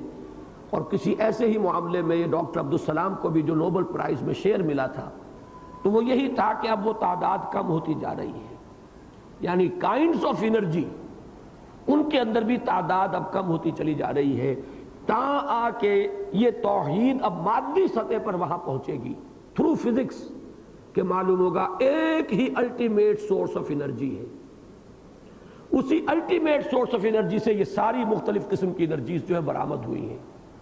وہ جو سورس آف انرجی ہوگی، یہ میں اپنا خیال پیش کر رہا ہوں کہ اصل میں نے وہ مضمون بھی لکھنا شروع کیا تھا حقیقت انسان، اس میں یہ مضامین زیر بحث لا رہا تھا میں۔ اللہ تعالیٰ کے کلمہ کن نے، وہ جو پہلا کلمہ کن تھا جو صورت اختیار کی ہے، وہ انرجی ہے اب الٹیمیٹ سورس آف انرجی، جس سے کہ پھر اب یہ اس کے اندر تقسیم در تقسیم، اور صرف تقسیم نہیں، انٹریکشن۔ اب دیکھیے ہمارا ایک تصور یہ ہے کہ یہ ہماری زمین جو ہے یہ بھی آگ کا ایک بہت بڑا کرہ تھی، آگ ہی آگ۔ پھر کیا ہوا؟ اسی میں سے بخارات نکلے، اوپر گئے، ٹھنڈا ہو کر پانی بنا، ادھر یہ ٹھنڈا ہوا، کرسٹ آیا اس پر، کرسٹ آف دی ارتھ، جیسے انگارے کے اوپر راکھ آ جاتی ہے، وہی بارش اس کرسٹ آف دی ارتھ پر برسی، اسی کے انٹریکشن سے لائف کی مختلف شکلیں جو ہیں وجود میں آئیں، نباتات، حیوانات، ہوتے ہوتے انسان۔ یہ سب کیا ہے؟ سپلٹنگ، پہلے سپلٹنگ ہوئی ہے، اس آگ ہی میں سے بخارات نکلے ہیں جو اوپر جا کر وہ گیسز نکلی ہے جس نے پانی کی شکل اختیار کی ہے، اور اسی زمین کے اندر سے یہ خاک برآمد ہوئی ہے یہ کرسٹ آف دی ارتھ ہے. اب اس پانی اور کرسٹ آف دی ارتھ ہی کا انٹریکشن ہے جس سے یہ حیات دنیاوی جو ہے اس کا یہ سلسلہ جاری ہوا ہے. یہ سارا ہے عالم تخلیق اور عالم تدبیر. لیکن یہ کہ ابتدا میں وہ جو تکوین ہوئی تھی کلمہ کن سے، اس سے جو شے اول الوجود میں آئی وہ الٹیمیٹ انرجی ہے جس تک کہ انسان کا علم اب فزکس کے راستے سے ہو کر پہنچا چاہتا ہے. یہ سمجھیے کہ کوئی زیادہ دیر نہیں لگے گی اب، اس لیے کہ ساری جو ہماری اس وقت ہائر فزکس کے اندر جو ریسرچ ہے وہ اسی ایک نقطے پر مرکوز ہے کہ ڈفرینٹ کائنڈز آف انرجیز جو ہیں اور فورسز جو ہیں ان سب کا شجرہ نسب معلوم کیا جائے کہ یہ کن سے نکلی ہے الٹیمیٹلی. اور جب ایک پر پہنچ جائیں گے تو وہ گویا کہ وہ ہے کلمہ کن کا ظہور اول جس سے پھر یہ خلق کا سلسلہ چلا ہے. بہرحال یہ چیزیں ذرا اس آیت میں اشارہ موجود ہے. ام خلقوا من غیر شیء، اس کی وجہ کیا ہے کہ یہ خود مانتے تھے کہ ہم پیدا ہوئے. یہ تو سب کو معلوم ہے ہم نطفے سے پیدا ہوئے، بغیر نطفے کو تو نہیں پیدا ہو گئے. نطفہ بھی کہیں خوراک سے بنا ہے، وہی کہ جو زمین سے جو غذا ہمارے لیے آ رہی ہے ہمارے جسم میں اسی سے وہ نطفہ وجود میں آتا ہے. اسی سے عورت کی کوکھ کے اندر وہ ایگ جو ہے وہ وجود میں آتا ہے. تو یہ سارا سلسلہ جو ہے مادی تخلیق کا یہ تو سامنے کوئی اس کا انکار نہیں کر سکتا. تو یہ تمام سلسلہ اشیاء جو ہے آخر کہیں جا کر منتج ہوگا.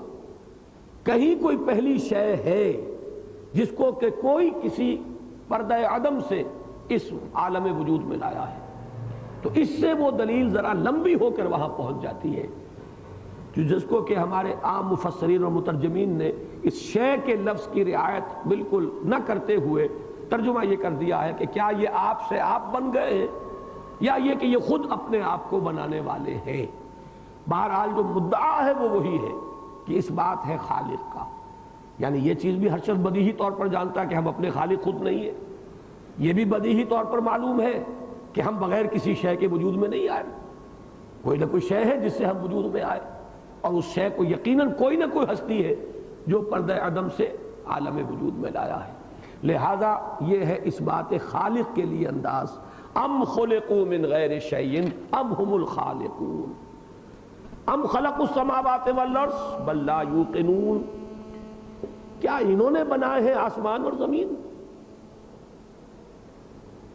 نہیں، بات یہ ہے کہ یہ یقین نہیں کرنا چاہتے. میں نے جیسے ترجمہ کیا تھا بل لا یؤمنون، یہ ایمان نہیں لانا چاہتے، ماننا نہیں چاہتے. یہاں پر لفظ یقین، یہ یقین نہیں کرنا چاہتے. حالانکہ یہ بھی بدیہی بات ہے کہ آسمان اور زمین انہوں نے تو نہیں بنائے، انہوں نے نہیں بنائے، خود بن نہیں سکتے، کوئی بنانے والا ہے. وہ آسمان اور زمین جس کا پچھلی صورت میں ہم پڑھا ہے، زمین میں ان کا رزق ہے، آسمان میں ان کے لیے جو بھی وعدہ کیا گیا ہے موجود ہے. زمین میں نشانیاں ہیں، آسمان میں نشانیاں ہیں. نشانیاں دلالت کر رہی ہیں خالق کے وجود پر، اور زمین و آسمان کا نظام ربوبیت جو ہے وہ ایک پروردگار کی ہستی کے اوپر دلالت کر رہا ہے. اس کا نتیجہ کیا نکلنا چاہیے کہ انہیں یہ احساس ہو کہ جس نے یہ سارا ہمارے لیے نعمتوں کا دسترخوان بچھایا ہے اسے حساب بھی دینا ہوگا. لیکن یہ احساس کہ جواب دہی ہے، رسپانسبلٹی ہے، اس کا کوئی حق بن گیا ہے اس منعم کا اور مربی کا، پروردگار کا، اگر حق ہے تو اس کا حساب دینا پڑے گا. یہ ہے وہ چیز جس کو یہ شرک کرنا چاہتے ہیں، جس کو کسی طریقے سے تسلیم کرنے کو تیار نہیں ہے. اس لیے کہ اگر رسپانسبلٹی تسلیم کر لے تو اپنے عمل پر قدغن لگانی پڑے گی، جائز و ناجائز کی حدود کی پابندی کرنی پڑے گی، صحیح اور غلط میں امتیاز کرنا پڑے گا. اس سے ان کا عیش منغص ہوتا ہے، ان کی مراعات جو ہے وہ ختم ہوتی ہے. لہذا یہ قیامت کو ماننے کے لیے تیار نہیں. اور یوقنون سے اصل میں اشارہ کیا گیا ہے قرآن مجید میں. اکثر آپ دیکھیں گے کہ لفظ یقین آتا قیامت کے ساتھ، جبکہ اللہ تعالیٰ کی ذات کے ساتھ یقین کی بجائے ایمان کا لفظ آئے گا. قیامت کے ساتھ اکثر و بیشتر یقین کا لفظ آئے گا، جیسے کہ سورہ بقرہ میں وَبِالْآخِرَةِ هُمْ يُوقِنُونَ، اور اسی کی مثال ہے سورہ لقمان کے آغاز میں آخرت کے ساتھ لفظ یقین. یہ آخرت کو ماننا نہیں چاہتے. یہ وہی مضمون ہے جو ہمارے منتخب نصاب میں سورہ قیامہ میں آتا ہے کہ یہ انکار تو کر رہے ہیں اصل میں، سبب کیا ہے؟ بل یرید الانسان لیفجر امامہ، یہ سارا انکار اس وجہ سے ہے کہ جس فسق و فجور کے یہ عادی ہو چکے ہیں اس کو چھوڑنا نہیں چاہتے۔ قیامت کو تسلیم کریں تو اب یہ چیزیں چھوڑنی پڑتی ہیں۔ حساب کتاب ہوگا تو آدمی کو ناپ تول کر چلنا پڑے گا۔ ناپ تول کر چلنے میں یہ عیش، یہ فراوانیاں، یہ گل چھرے، یہ اللے تللے نہیں ہوتے۔ لہذا یہ ہے وجہ جس کی وجہ سے یہ کہ آخرت کو ماننے کے لیے تیار نہیں۔ ڈکوسلا ہے، ڈھونگ ہے، کیسے ہو سکتا ہے، مٹی ہو کر مٹی میں مل جائیں گے، کیسے اٹھا لیے جائیں گے۔ جہاں سے بات چلی ہے سورہ قاف میں، یہ انذار کا ہی گروپ ہے۔ بل عجبوا ان جاءهم منذر منهم فقال الكافرون هذا شيء عجيب أإذا متنا وكنا ترابا ذلك رجع بعيد، ہونے والی بات نہیں۔ ام عندهم خزائن ربک ام هم المسیطرون۔ اب ایک اور یہ دیکھیے، یہ انداز ہے گھیرنے کا انداز۔ اس طرح نہیں مانتے تو اس طرح مانو، یوں نہیں مانتے تو یوں مانے۔ کیا ان کے ہاتھ میں ہے، ان کے اختیار میں ہے تیرے رب کی خزانے؟ کیا یہ ہے ان پر داروغہ؟ معلوم ہوا یہ سارے سوالات کیسے ہیں؟ سرچنگ کوسچنز ہیں، جن میں سے ہر ایک کا جواب بالکل بین ہے کہ نہیں۔ ام خلقوا من غیر شیء، نہیں۔ ام هم الخالقون، نہیں۔ ام خلقوا السماوات والارض، نہیں۔ ام عندهم خزائن ربک، نہیں۔ ام هم المسیطرون، نہیں۔ یہ تمام جو ہے استفہام انکاری ہے۔ بات جو کہنی ہے وہ یہ ہے کہ ان میں سے کوئی شے نہیں ہے، لیکن سوال کے جواب میں خود بخود کہنا پڑے انہیں کہ نہیں۔ یہ انداز ہے، یہ اسلوب ہے، یہ کلام ہے کہ جس کی ایک تاثیر ہے۔ یعنی یہ خود محتاج ہے، یہ جا کے بتوں کے سامنے ہاتھ جوڑتے ہیں، ڈنڈوت کرتے ہیں، ہمیں یہ دے دے، ہمیں وہ دے دے، ہمیں اولاد مل جائے، ہمیں بیٹا مل جائے۔ قبروں کو جا کر پوچھتے ہیں، اسی لیے پوچھتے ہیں۔ معلوم ہوا کہ یہ محتاج ہے، انہیں ضرورت ہے کہ کہیں سے کچھ ملے۔ یہ خود مدعی نہیں ہے کہ ہمارے ہاتھ میں اختیار ہے اور ہم ان نعمتوں کے مالک ہیں۔ ام عندهم خزائن ربک، ہرگز نہیں۔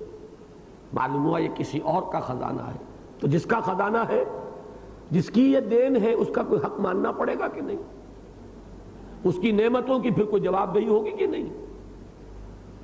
وہ جو نعمت جو ہے، اللہ تعالیٰ کے احسانات جو ہیں، ان کی تو پھر جواب دہی ہو کر رہے گا، حساب کتاب ہو کر رہے گا۔ ام هم المسیطرون، کیا یہ داروغہ ہے، یہ خود ایشو کرتے ہیں کہ کس کو کیا دیا جائے؟ اس کا جواب بھی وہی نہیں۔ یہ تو خود جا کر ماتھے رگڑتے ہیں کہ ہمیں یہ دلوا دو، دے دو یا دلوا دو، دو ہی چیزیں ہوتی ہیں۔ معلوم یہ ہوا کہ یہ خود تو داروغہ نہیں ہے۔ ام لہم سلم یستمعون فیہ، یہاں پھر اب رسالت کا مضمون جو ہے اسی اسلوب میں اس کا ایک اثبات آ رہا ہے دوسرے انداز میں۔ کیا ان کے پاس کوئی سیڑھی ہے جس سے کہ یہ سنتے ہوں؟ یعنی یہ عالم بالا سیڑھی لگا کر، اور یہ خود وہاں سے اللہ تعالیٰ سے کوئی پیغام حاصل کرتے ہوں۔ اب یہ بھی دیکھیے، ایک انداز میں انسان کو ضرورت تو ہے، اسے معلوم ہے کہ میرا علم کا دائرہ محدود ہے، چاہے آج ہمارا علم کا دائرہ آج سے 1000 برس پہلے کے انسان کے مقابلے میں بہت وسیع ہو چکا، پھر بھی ہمیں معلوم ہے کہ محدود ہے۔ آج سے 1500 سال پہلے انسان سمجھتا ہوگا کہ یہ آسمان شاید 5, 7, 10 میل 50 میل پہ ہوگا، اور کتنا ہوگا؟ آج ہم یہ سمجھتے ہیں کہ نہیں صاحب، millions and millions and millions and trillions and billions, چلتے جائیے لائٹ ایئرس، لیکن پھر بھی محدود ہے کہ نہیں؟ یہ تو اب بھی معلوم نہیں کہ شروع کہاں ہوتا ہے، ختم کہاں ہوتا ہے۔ تو کائنات کا مادی علم تو محدود ہے، اس کائنات میں رہتے ہوئے اپنے رویے کو صحیح کرنے کے لیے آپ کو حقیقت کا علم درکار ہے۔ کہاں سے لائیں گے؟ یا تو ہر فرد کے پاس کوئی ذریعہ ہو کہ وہ غیب کے پردوں میں سے جھانکے اور پتہ کر لے کہ یہ کائنات کیا ہے، اس کی حقیقت کیا ہے، اس کا مبدا کیا ہے، معاد کیا ہے، ابتدا کیا ہے، انتہا کیا ہے، میں کہاں سے آیا ہوں، کہاں جاؤں گا، موت کی سرحد کے پار کچھ ہے کہ نہیں ہے، تو کیا ہے، اس دنیا میں آنے سے پہلے بھی میرا کوئی وجود تھا کہ نہیں تھا، تو کیا تھا۔ یا تو ہر ایک کے پاس ذریعہ موجود ہو، پھر کسی وحی کی ضرورت نہیں، کسی نبوت کی ضرورت نہیں، کسی رسالت کی ضرورت نہیں۔ جب یہ معلوم ہے کہ نہیں ہے، ام لہم سلم یستمعون فیہ، کیا ان کے پاس سیڑھیاں موجود ہیں کہ سیڑھیاں لگائیں اور عالم بالا سے، اس کائنات سے، جیسے کہ کسی غالباً گلیلیو نے کہا تھا یا کس نے کہا تھا کہ گیو می اے لیور، اور فلکرم کے لیے کوئی جگہ دو اور میں اس زمین کو ہلا دوں گا۔ صحیح ہے یہ بات؟ جی ارشمیدس نے کہا تھا۔ اسی طریقے سے کوئی ہمارے پاس ایسا ذریعہ ہو کہ ہم اس کائنات کی سرحدوں سے باہر نکل کر مشاہدہ کریں اس کائنات کا، تب تو معلوم ہوگا نا یہ کائنات کیا ہے۔ اس کی وسعتوں اور پہنائیوں کے اندر رہتے ہوئے تو ہم تصور نہیں کر سکتے۔ یہی مضمون ہے جو آگے چل کر آئے گا سورہ رحمان میں، من اقطار السماوات والارض فانفذوا لا تنفذون الا بسلطان۔ حقیقت کلی کا علم اس کائنات کے بارے میں حاصل کرنے کے لیے خود اس کائنات کی سرحدوں سے باہر جانا پڑے گا۔ باہر جا کر تو دیکھ سکتے ہیں آپ کہ کیا شے ہے یا کیا نہیں ہے، اندر رہتے ہوئے کیا دیکھیں گے؟ یہ ہے اصل میں وہ تصور کہ کوئی سیڑھی ہے جو تمہیں باہر پہنچا دے اور وہاں سے جا کر تم اس کائنات کے بارے میں کمپریہنسو لک لے سکو، ایک ایسا احاطہ کر سکو اس کا کہ جس سے اس کی کل حقیقت تمہارے سامنے آ جائے۔ معلوم نہیں ہے؟ ام لہم سلم یستمعون فیہ فلیأت مستمعہم بسلطان مبین۔ تو چاہیے کہ جو بھی ان میں سے کوئی سننے والا ہے وہ پھر سند کے ساتھ بات کرے، لائے کوئی سند۔ یہی سلطان کا لفظ آئے گا سورہ رحمان میں۔ سورہ رحمان زیادہ دور تو اب نہیں ہے نا، سورۃ النجم، سورۃ القمر، سورہ رحمان۔ لا تنفذون الا بسلطان، ایک سلطان، سند چاہیے۔ تو اب اگر کوئی شخص واقعی باہر جا کر اس کائنات سے اور کوئی حقائق لے کر آ گیا ہے، حقائق کلیہ، حقائق کونیہ، اس کا علم کلی، تو پھر سند لائے، سند لا کے بات کرے، کھلی سند، روشن سند۔ ام لہ البنات ولکم البنون۔ اب دیکھیے ان کا جو سلسلہ تھا ایمان باللہ سے ہٹ کر، انہوں نے ایمان باللہ نہیں چاہتے، ایمان بالآخرہ نہیں چاہتے، اب انہوں نے ان دونوں کا ایک ملغوبہ بنایا ہے۔ وہ ملغوبہ کیا ہے؟ یہ دیویاں ہیں، یہ اللہ کی بیٹیاں ہیں، یہ اللہ کی بڑی چہیتی ہیں، ان کو ڈنڈوت چڑھاؤ، ان کو چڑھاوے چڑھاؤ، بیڑا پار ہو جائے گا۔ آخر انسان کو کچھ نہ کچھ تو جینے کے لیے سہارا چاہیے نا۔ مجھے ایک شعر یاد آ رہا ہے کہ بقدر پیمانہ تخیل سرور ہر شے میں ہے خودی کا، اگر نہ ہو یہ فریب پہم تو دم نکل جائے آدمی کا۔ یہ انسان ان فریبوں کے سہارے پر جیتا ہے ورنہ مر جائے۔ انسان کو یہ بھی معلوم ہے کہ میں حرام خوری کر رہا ہوں، یہ بھی معلوم ہے کہ حرام خوری تو میں نے جاری رکھنی ہے، اب کیا کرے؟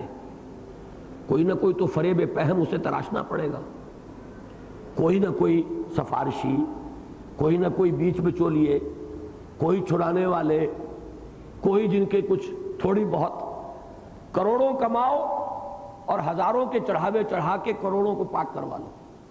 یہ دندہ انسان کرتا کہ نہیں کرتا؟ حرام سے کماؤ، اس میں آٹے میں نمک جتنا، کیا لگتا ہے چند دیگوں میں؟ داتا صاحب پر دیگیں چڑھاؤ، ساری تمہاری کمائی جو ہے حرام کی وہ حلال ہو جائے گی۔ یہ سارے کام انسان نے آخر کیوں کیے؟ یہ بہت ہوشیار ہے، دیوانہ بکار خیش ہوشیار، یہ بھی در حقیقت اس کی ہوشیاری ہے۔ یہ ہے وہ بات جس کو تعلق جوڑا ہے، ام لہ البنات ولکم البنون۔ اب اس میں وہی ہے، بڑا طنزیہ انداز ہے، اگلی صورت میں آئے گا یہ کھل کر یہ مضمون۔ تلک اذا قسمۃ ضیزیٰ، تم نے عجیب تقسیم کی ہے، ہوش مندو، اللہ کو تم نے الاٹ بھی کی تو بیٹیاں جو خود اپنے لیے پسند نہیں کرتے، تمہیں خود جو ہے وہ بیٹے پسند ہیں، اور تم نے اللہ کے لیے تراشی بھی تو بیٹیاں۔ وہ ان کا سارا تصور جو ہے ذہن میں رکھیے کہ جو مخاطب ہیں وہ جانتے ہیں کہ ان کے ذہن میں کیا ہے۔ یہ جو بات ہو رہی ہے، یہ جس فریکوینسی پر وہ کمیونیکیشن ہو رہی ہے وہ اسٹیبلش تھی وہاں، ان کا پورا فلسفہ، لات، عزا، منات، یہ کیا تھی؟ دیویاں ان کی۔ ان کے بارے میں ان کا خیال کیا تھا؟ یہ فرشتے ہیں اصل میں، فرشتوں کو انہوں نے خدا کی بیٹیاں قرار دیا۔ بیٹیاں بڑی لاڈلی ہوتی ہیں، بڑی چہیتی ہوتی ہیں، بیٹیوں کی سفارش کوئی ٹال نہیں سکتا، لہذا ہم ان کو پوچھتے ہیں ہؤلاء شفعاؤنا عند اللہ، یہ اللہ کیا ہماری سفارش کریں گے؟ اول تو یہ کہ کچھ ہونا ہوانا ہے نہیں، اگر بالفرض ہونا ہوانا ہے، کوئی حساب کتاب، کوئی جزا سزا، تو ہم نے یہ انتظام کر رکھا ہے۔ ام لہ البنات ولکم البنون ام تسألہم اجرا فہم من مغرم مثقلون، کیا اے نبی آپ ان سے کوئی اجرت طلب کر رہے ہیں کہ یہ اس تاوان کے بوجھ تلے دبے جا رہے ہیں؟ یعنی یہ اس میں اشارہ ہو رہا ہے بدبختو، پھر وہی عرض بظاہر خطاب حضور سے، اصل میں ان سے کیا جا رہا ہے کہ تم کاہنوں کو نہیں جانتے کہ چند ٹکوں کے لیے کرتے ہیں ساری ایکسرسائز، اگر تم وہ ٹکے ان کے سامنے نہ پھینکو تو وہ کوئی اپنا ذائچہ لے کر نہیں بیٹھیں گے، کوئی اپنا حساب کتاب نہیں جوڑیں گے۔ تم نے کبھی ہمارے اس نبی کو بھی دیکھا کہ اس نے تم سے کوئی ایک پائی طلب کی ہو؟ اصل میں کہنا یہ ہے، اسلوب یہ کیا کہ حضور سے خطاب کیا، ام تسألہم اجرا، خطاب ان سے نہیں ہو رہا، روئے سخن ان کی طرف ہے کہ ذرا ہوش کے ناخن لو، یہ جو دن اور رات ایک کر دیے ہمارے اس بندے نے تمہارے لیے، اپنے آپ کو ہلکان کیے ہوئے تمہارے پیچھے، رات اور دن اسے دھن ہے تو ایک ہی بات کی ہے کہ تم کسی طرح ہدایت کی راہ پر آ جاؤ۔ اس نے اپنا آرام رات کا اور چین دن کا تمہارے لیے ختم کیا ہوا، اور آج تک تم سے کچھ طلب کیا؟ کوئی مزدوری مانگی، کوئی اجرت طلب کی، کوئی تم سے کوئی مفاد حاصل کرنے کی کوشش کی؟ ام تسألہم اجرا فہم من مغرم مثقلون، پھر جیسا کہ میں نے عرض کیا یہ وہی ہے استفہام انکاری، اور اصل میں روئے سخن ان کی طرف کہ سوچو کس کو کس سے جوڑ رہے ہو، پاپوش میں لگائی کرن آفتاب کی، جو بات کی خدا کی قسم لاجواب کی، کیا کہہ رہے ہو؟ ہمارے اس نبی کو دیکھو، ہم روک رہے ہیں اس کو کہ اے نبی کیا آپ اپنے آپ کو ہلاک کر لیں گے؟ لعلک باقع نفسک الا یکونوا مؤمنین، صدمے سے اس کا یہ حال ہے۔ وہ وقت بھی آیا ہے کہ حضرت ابو بکر کہہ اٹھے کہ حضور ایک دم بڑھاپا طاری ہو گیا ہے آپ پر، کیا ہوا آپ کو؟ اور آپ نے فرمایا شیبتنی ہود واخواتھا، مجھے بوڑھا کر دیا ہے سورہ ہود اور اس کی بہنوں نے، کہ معلوم ہوتا ہے کہ بس عذاب الہی آیا چاہتا ہے، اور یہ میری قوم اس آخری حد کو پہنچ چکی ہے کہ اب ان کی رسی مزید دراز نہیں ہوگی۔ تو جس کا صدمے سے یہ حال ہو گیا ہو، وہ تمہاری خیر کے لیے، تمہاری بھلائی کے لیے، تمہاری ہدایت کے لیے، جس نے خون پسینہ ایک کر دیا اپنا، اور تم اس کا جوڑ ملا رہے ہو شاعر سے، کاہن سے۔ ام تسألہم اجرا فہم من مغرم مثقلون ام عندہم الغیب فہم یکتبون، کیا ان کے پاس کوئی غیب کا علم ہے جسے یہ لکھتے ہو؟ یہ ہے اصل میں ایک دلیل جو خاص طور پر بنی اسماعیل کے لیے قرآن نے دی ہے کہ غیب کا کوئی علم، کوئی کتاب، کوئی جھوٹ موٹ کی کتاب بھی ہے کوئی، اور خاص طور پر یہ بتوں کے بارے میں اور جن کو تم نے اپنا معبود بنایا ہوا ہے، انہوں نے تمہیں کوئی شریعت دی ہے؟ سورہ شورى میں یہ مضمون آ چکا ہے کہ کیا ان میں سے کوئی ہے جس نے تمہیں کوئی شریعت عطا کی ہو، کوئی راستہ بتایا ہو؟ تم نے صرف ان کو اپنے شفعاء بنایا ہوا ہے اور اس کے لیے ڈنڈوت کرتے ہو، جبکہ اصل میں آسمانی کتاب جب آتی ہے راستہ بتاتی ہے، شریعت دیتی ہے، نظام عطا کرتی ہے، عدل کا اور قسط کا ایک مکمل نظام دینے والی کتاب۔ تو کیا ہے ان کے پاس کوئی غیب کا علم؟ وہی غیب کا علم جس کے لیے پہلے انکار کیا کہ کوئی سیڑھی ہے جس میں انہوں نے کچھ سنا ہو جا کر، پھر یہ کہ کیا ہے ان کے پاس کوئی نوشتہ، کوئی ریکارڈ کہ کسی سننے والے نے ان میں سے کوئی سن کر کوئی چیز جو ہے وہ دی ہو اور ان کے پاس موجود ہو جسے یہ لکھتے ہو؟ ام عندہم الغیب فہم یکتبون ام یریدون کیدا، اب بات کھولی سارے سوالات کے بعد، کیا یہ کوئی چال بازی کی کوشش کر رہے ہیں؟ یہ اصل میں نبی کا راستہ روکنے کے لیے باتیں بنا رہے ہیں، فی امر مریج، دائیں کی بائیں کی، آگے کی پیچھے کی، صحیح غلط جھوٹ، سب یہ چیزیں جو کر رہے ہیں، ام یریدون کیدن، یہ چال چلنے کی کوشش کر رہے ہیں۔ فالذین کفروا هم المکیدون، حقیقت میں تو جو یہ کفر کر رہے ہیں یہ ہے جو چال میں آ چکے ہیں، ان پر داؤ لگ چکا ہے، ان پر اللہ کی دفع عائد ہو چکی ہے۔ جس طرح کہ آیا ہے سورہ توبہ میں کہ ایک شخص نے آ کر حضور سے کہا کہ حضور مجھے تو اجازت دے دیجئے، اذن لی ولا تفتنی، اے نبی مجھے تو اجازت دے دیجئے، مجھے فتنے میں نہ ڈالیے۔ قرآن میں کیا آیا، الا فی الفتنۃ سقطوا، یہ کس فتنے سے بچنا چاہ رہے ہیں؟ فتنے میں تو پڑ چکے، اس گڑھے میں تو گرے ہوئے ہیں۔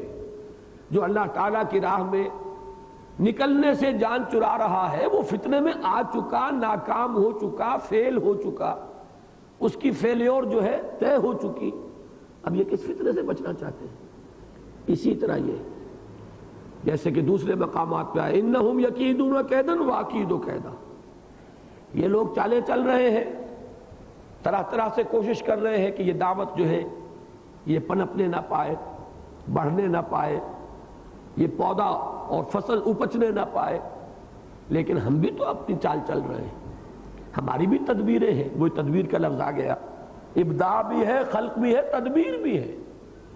یدبر الامر من السماء الی الارض، اللہ تعالیٰ کی تدبیر امر جو ہے آسمان سے زمین کی طرف ہو رہی ہے، تو ہم بھی چال چل رہے ہیں۔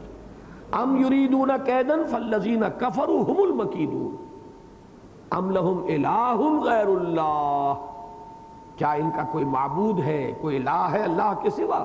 سبحان اللہ عما یشرکون، پاک ہے اللہ بلند و بالا ان سے کہ جو شرک یہ کر رہے۔ وَإِن يَرَوْا كِسْفًا مِّنَ السَّمَاءِ سَاقِطًا يَقُولُوا سَحَابٌ مَّرْكُومٌ، یہاں اب خطاب ہے حضور سے صلی اللہ علیہ وسلم اور حضور کے ذریعے اہل ایمان سے۔ اکثر صورتوں میں آپ دیکھیں گے یہ خاص طور پر یہ جو آخری ان دو گروپس کی مکی صورتیں ہیں ان میں ایک مشترک اسلوب ہے کہ آخر میں براہ راست خطاب حضور سے ہوتا ہے وہ واحد کے صیغے میں، لیکن خطاب ہے مسلمانوں سے بھی حضور کے ذریعے بواسطہ محمد صلی اللہ علیہ وسلم۔ ان حالات میں ہدایات دی جاتی ہے کہ تمہیں کیا کرنا چاہیے، ان کی یہ چال بازیاں، ان کے یہ اعتراضات، ان کا یہ استہزاء، ان کی یہ مخالفتیں، ان کی طرف سے یہ پرسیکیوشن، ان کے یہ زبانی حملے، ان کی طرف سے جسمانی تشدد، ان سب میں تمہیں کیا کرنا چاہیے۔ اب اس میں پہلی بات کیا فرمائی؟ پہلی بات میں بظاہر خطاب نہیں ہے یعنی اس طریقے سے، لیکن بات حضور ہی سے کہی جا رہی ہے۔ ان یروا کسفا من السماء ساقطا، اگر یہ آسمان کا ٹکڑا بھی گرتے ہوئے دیکھ لیں گے، یقولوا سحاب مرکوم، تو یہ کہیں گے کہ یہ بادل ہے تہ بر تہ، یعنی ان کی طرف سے جو مسلسل مطالبہ ہوتا تھا کہ کوئی معجزہ دکھا دیجئے، کوئی کھلم کھلا معجزہ۔ اس میں آیا بھی ہے سورہ بنی اسرائیل میں کہ یا ہمارے اوپر آسمان کا ایک ٹکڑا گرا دیجئے، ہم مان لیں گے۔ کہیں کوئی باغ ایک دم مکے کی سنگلاخ زمین میں آپ کے لیے کھجوروں کا اور انگوروں کا ایک باغ پیدا ہو جائے، مان لیں گے کہ آپ اللہ کے رسول ہیں۔ کوئی پانی کا چشمہ فوراً آپ کے حکم سے پھوٹ بہے، مان لیں گے کہ آپ اللہ کے رسول ہیں۔ آپ کے لیے کوئی محل تیار ہو جائے سونے کا چاندی کا، مان لیں گے کہ آپ اللہ کے رسول ہیں۔ آسمان کا ٹکڑا ہمارے اوپر گرا دیجئے، مان لیں گے کہ آپ اللہ کے رسول ہیں۔ اب اس کا جواب یہاں دیا جا رہا ہے حضور، یا اگر اہل ایمان کے دلوں میں یہ خیال آ جاتا تھا، بلکہ میں پہلی بات کو نکال ہی دوں تو بہتر ہے کہ بعض مسلمانوں کے دل میں یہ خیال آ سکتا تھا کہ ان کا مطالبہ پورا کیوں نہ کر دیا جائے، شاید کہ ایمان لے آئیں، اور نہیں تو کم سے کم ان کی زبانیں تو بند ہوں گی۔ یہ اپنے عوام کے اوپر جو اثر انداز ہو جاتے ہیں کہ ٹھیک تو کہہ رہے ہیں یہ لوگ، عوام کے لیے یہ بات کتنی کنونسنگ تھی۔ آخر کوئی شخص نبی ہونے کا دعویٰ کر رہا ہے، کوئی معمولی دعویٰ تو نہیں ہے، تو کوئی ثبوت تو پیش کرنا چاہیے اسے۔ اب یہ لوگ دیکھیے کتنی سادگی سے کہہ رہے ہیں کہ یہ کر دو، یہ کر دو، یہ کر دو، یہ کر دو، یہ کر دو، کوئی بھی کرنے کو تیار نہیں۔ بلکہ ایک واقعہ مجھے یاد ہے، میں نے ایک مرتبہ سنایا بھی تھا جب ابھی مسجد خضرہ میں ہمارا درس ہو رہا تھا، کہ حضور کا ایک پھوپھی زاد بھائی تھا۔ ایک موقع پر جبکہ وہ سورہ بنی اسرائیل کی آیات کا اصل میں وہ شان نزول میں یہ واقعہ آیا ہے کہ باقاعدہ اجتماع ہوا قریش کا، حضور کو بلایا گیا اور اس میں وہ سارے مطالبات رکھے گئے۔ بھائی محمد تم کہتے ہو تم اللہ کے رسول ہو تو یہ کر دو تو ہم مان لیں گے، اگر یہ کر دو یہ مان لیں گے، یہ بھی نہیں کر سکتے یوں کر دو مان لیں گے، یہ کر دو مان لیں گے۔ سب کا جواب کیا دیا گیا وہاں؟ قل سبحان ربی هل كنت الا بشرا رسولا، کہہ دو اے نبی پاک ہے میرا رب، میں نے تو کوئی دعویٰ نہیں کیا اس کے سوا کہ میں بشر ہوں اور رسول ہوں۔ میں نے خدائی کا دعویٰ کب کیا جبکہ تم مجھ سے یہ مطالبے کر رہے ہو؟ جب واپس جا رہے تھے تو وہ پھپھی زاد بھائی حضور کا، اس نے یہ کہا کہ اے محمد اب تک تو میں تمہارے بارے میں کچھ سوچنے کو تیار تھا، آج تو تمہاری قوم نے تمہارے اوپر حجت آخری قائم کر دی ہے، اب میں تمہاری کوئی بات نہیں سنوں گا۔ یہ وہ اثرات تھے جو ان کے عوام کے اوپر پڑتے تھے۔ تو دل میں یہ خیال آ سکتا تھا کہ کیوں نہ ان کا منہ بند کرنے کے لیے کوئی ایسا معجزہ دکھا دیا جائے۔ اس کا جواب دیا گیا ہے اگر یہ آسمان کا ٹکڑا بھی گرتے ہوئے دیکھیں گے تب بھی یہ کہیں گے کہ بادل ہے۔ قرآن مجید میں بارہا یہ مضامین آیا اور یہ ہوا ہے، قوم سمود کے ساتھ ہوا ہے، احقاف کا قوم عاد کے ساتھ ہوا ہے کہ جب وہ آیا ہے عذاب تو انہوں نے یہی کہا تھا ھذا عارض ممطرنا، یہ تو بادل ہے، ایک بڑی عمدہ بارش ہوگی اور بہت ہماری سیرابی ہوگی، بڑی فصلیں ہوں گی، حالانکہ اسی میں ان کے لیے ہلاکت کا سامان مثمر تھا۔ اسی طریقے سے یہ کہ اے نبی اگر آپ آسمان پر چڑھ کر بھی دکھا دیں گے انہیں تب بھی یہ کہیں گے بل سکرت ابصارنا، یہ تو نظر بندی کر دی تھی کہ تم نے، بات کچھ نہیں تھی، حقیقت کچھ نہیں ہے، ماننے کو تیار نہیں۔ وجہ یہ ہے کہ یہ ماننے کے لیے تیار نہیں ہے، آمادہ نہیں ہے، ورنہ تو اس کے ان معجزوں کے بغیر بھی حقیقت ان پر منکشف ہو چکی ہے۔ وَإِن يَرَوْا كِسْفًا مِّنَ السَّمَاءِ سَاقِطًا يَقُولُوا سَحَابٌ مَّرْكُومٌ فَذَرْهُمْ حَتَّىٰ يُلَاقُوا يَوْمَهُمُ الَّذِي فِيهِ يُصْعَقُونَ۔ یہ بھی آپ دیکھیں گے کہ جو سورہ مزمل، سورہ مدثر، سورہ نون، ان سب میں یہ لفظ آیا کرتا ہے ذرنی ذرنی وَمَن يُكَذِّبُ بِهَٰذَا الْحَدِيثِ سَنَسْتَدْرِجُهُم مِّنْ حَيْثُ لَا يَعْلَمُونَ، یہ سورہ نون میں ہے۔ اسی طریقے سے سورہ مدثر میں، سورہ مزمل میں وہی لفظ یہاں آیا ہے فذرہم، چھوڑیے نبی ان کو، ان کے در پیر نہ ہوں، ان کے پیچھے اپنے آپ کو ہلکان نہ کریں، دفع کریں انہیں اگر یہ اپنے اسی اعراض و انکار پر اڑے ہوئے ہیں۔ فذرہم حتی یلاقوا یومہم الذی یوعدون، چھوڑ دیجئے ان کو، ان سے عارضی طور پر قطع تعلق فرما لیجئے یہاں تک کہ ان کی ملاقات ہو اپنے اس دن سے جس دن کے یہ بے ہوش ہو کر گر پڑیں گے، یصعقون، جس دن کے انہیں بے ہوش کر دیا جائے گا۔ مراد ہے قیامت کا دن، جو سورہ حج میں ہم پڑھائے ہیں، سورہ زمر میں پڑھائے ہیں۔ تو یہ جو نفخہ ہونا ہے، نفخہ اولا ہوگا، اس کو تو نفخہ فزع کہا گیا ہے جس کا کہ سورہ حج میں ذکر ہے۔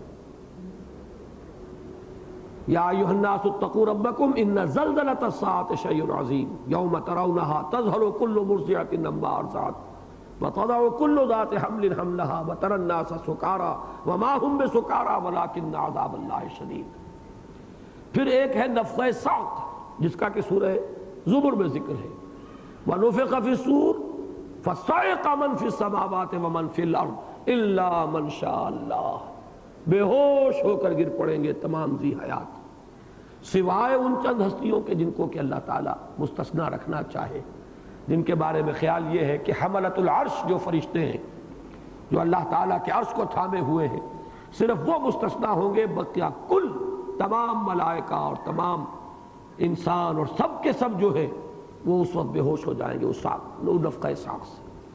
پھر تیسرا نفخہ ہے وہ نفخہ قیام، ثم نفخ فیہ اخری فاذا ھم قیام ینظرون، وہ نفخہ قیامت ہے۔ تو یہ درمیانی نفخہ جس کا ذکر کیا جا رہا ہے،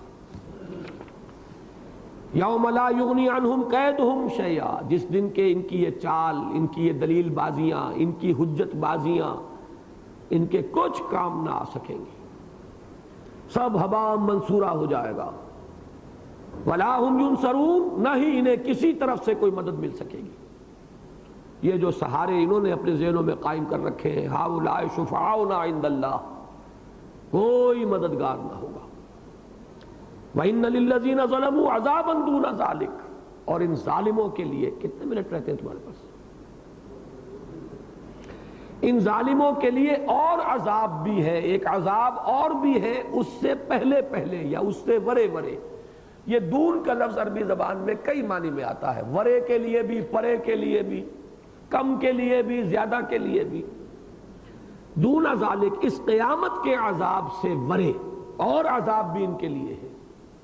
یہ میں نے پچھلی مرتبہ جب پوری تفصیل کے ساتھ تمہید بیان کی تھی سورت کی تو عرض کیا تھا کہ اس سورہ مبارکہ میں التذکیر بایام اللہ کا مضمون نہیں ہے، صرف یہ آیت ہے جس میں اشارہ کیا گیا ہے کہ عذاب دنیاوی بھی آ سکتا ہے، یہ عذاب اخروی جو ہے وہ تو خیر دور کی بات ہے ابھی، لیکن یہ کہ اس سے پہلے بھی عذاب جو ہے ان کے لیے ہے۔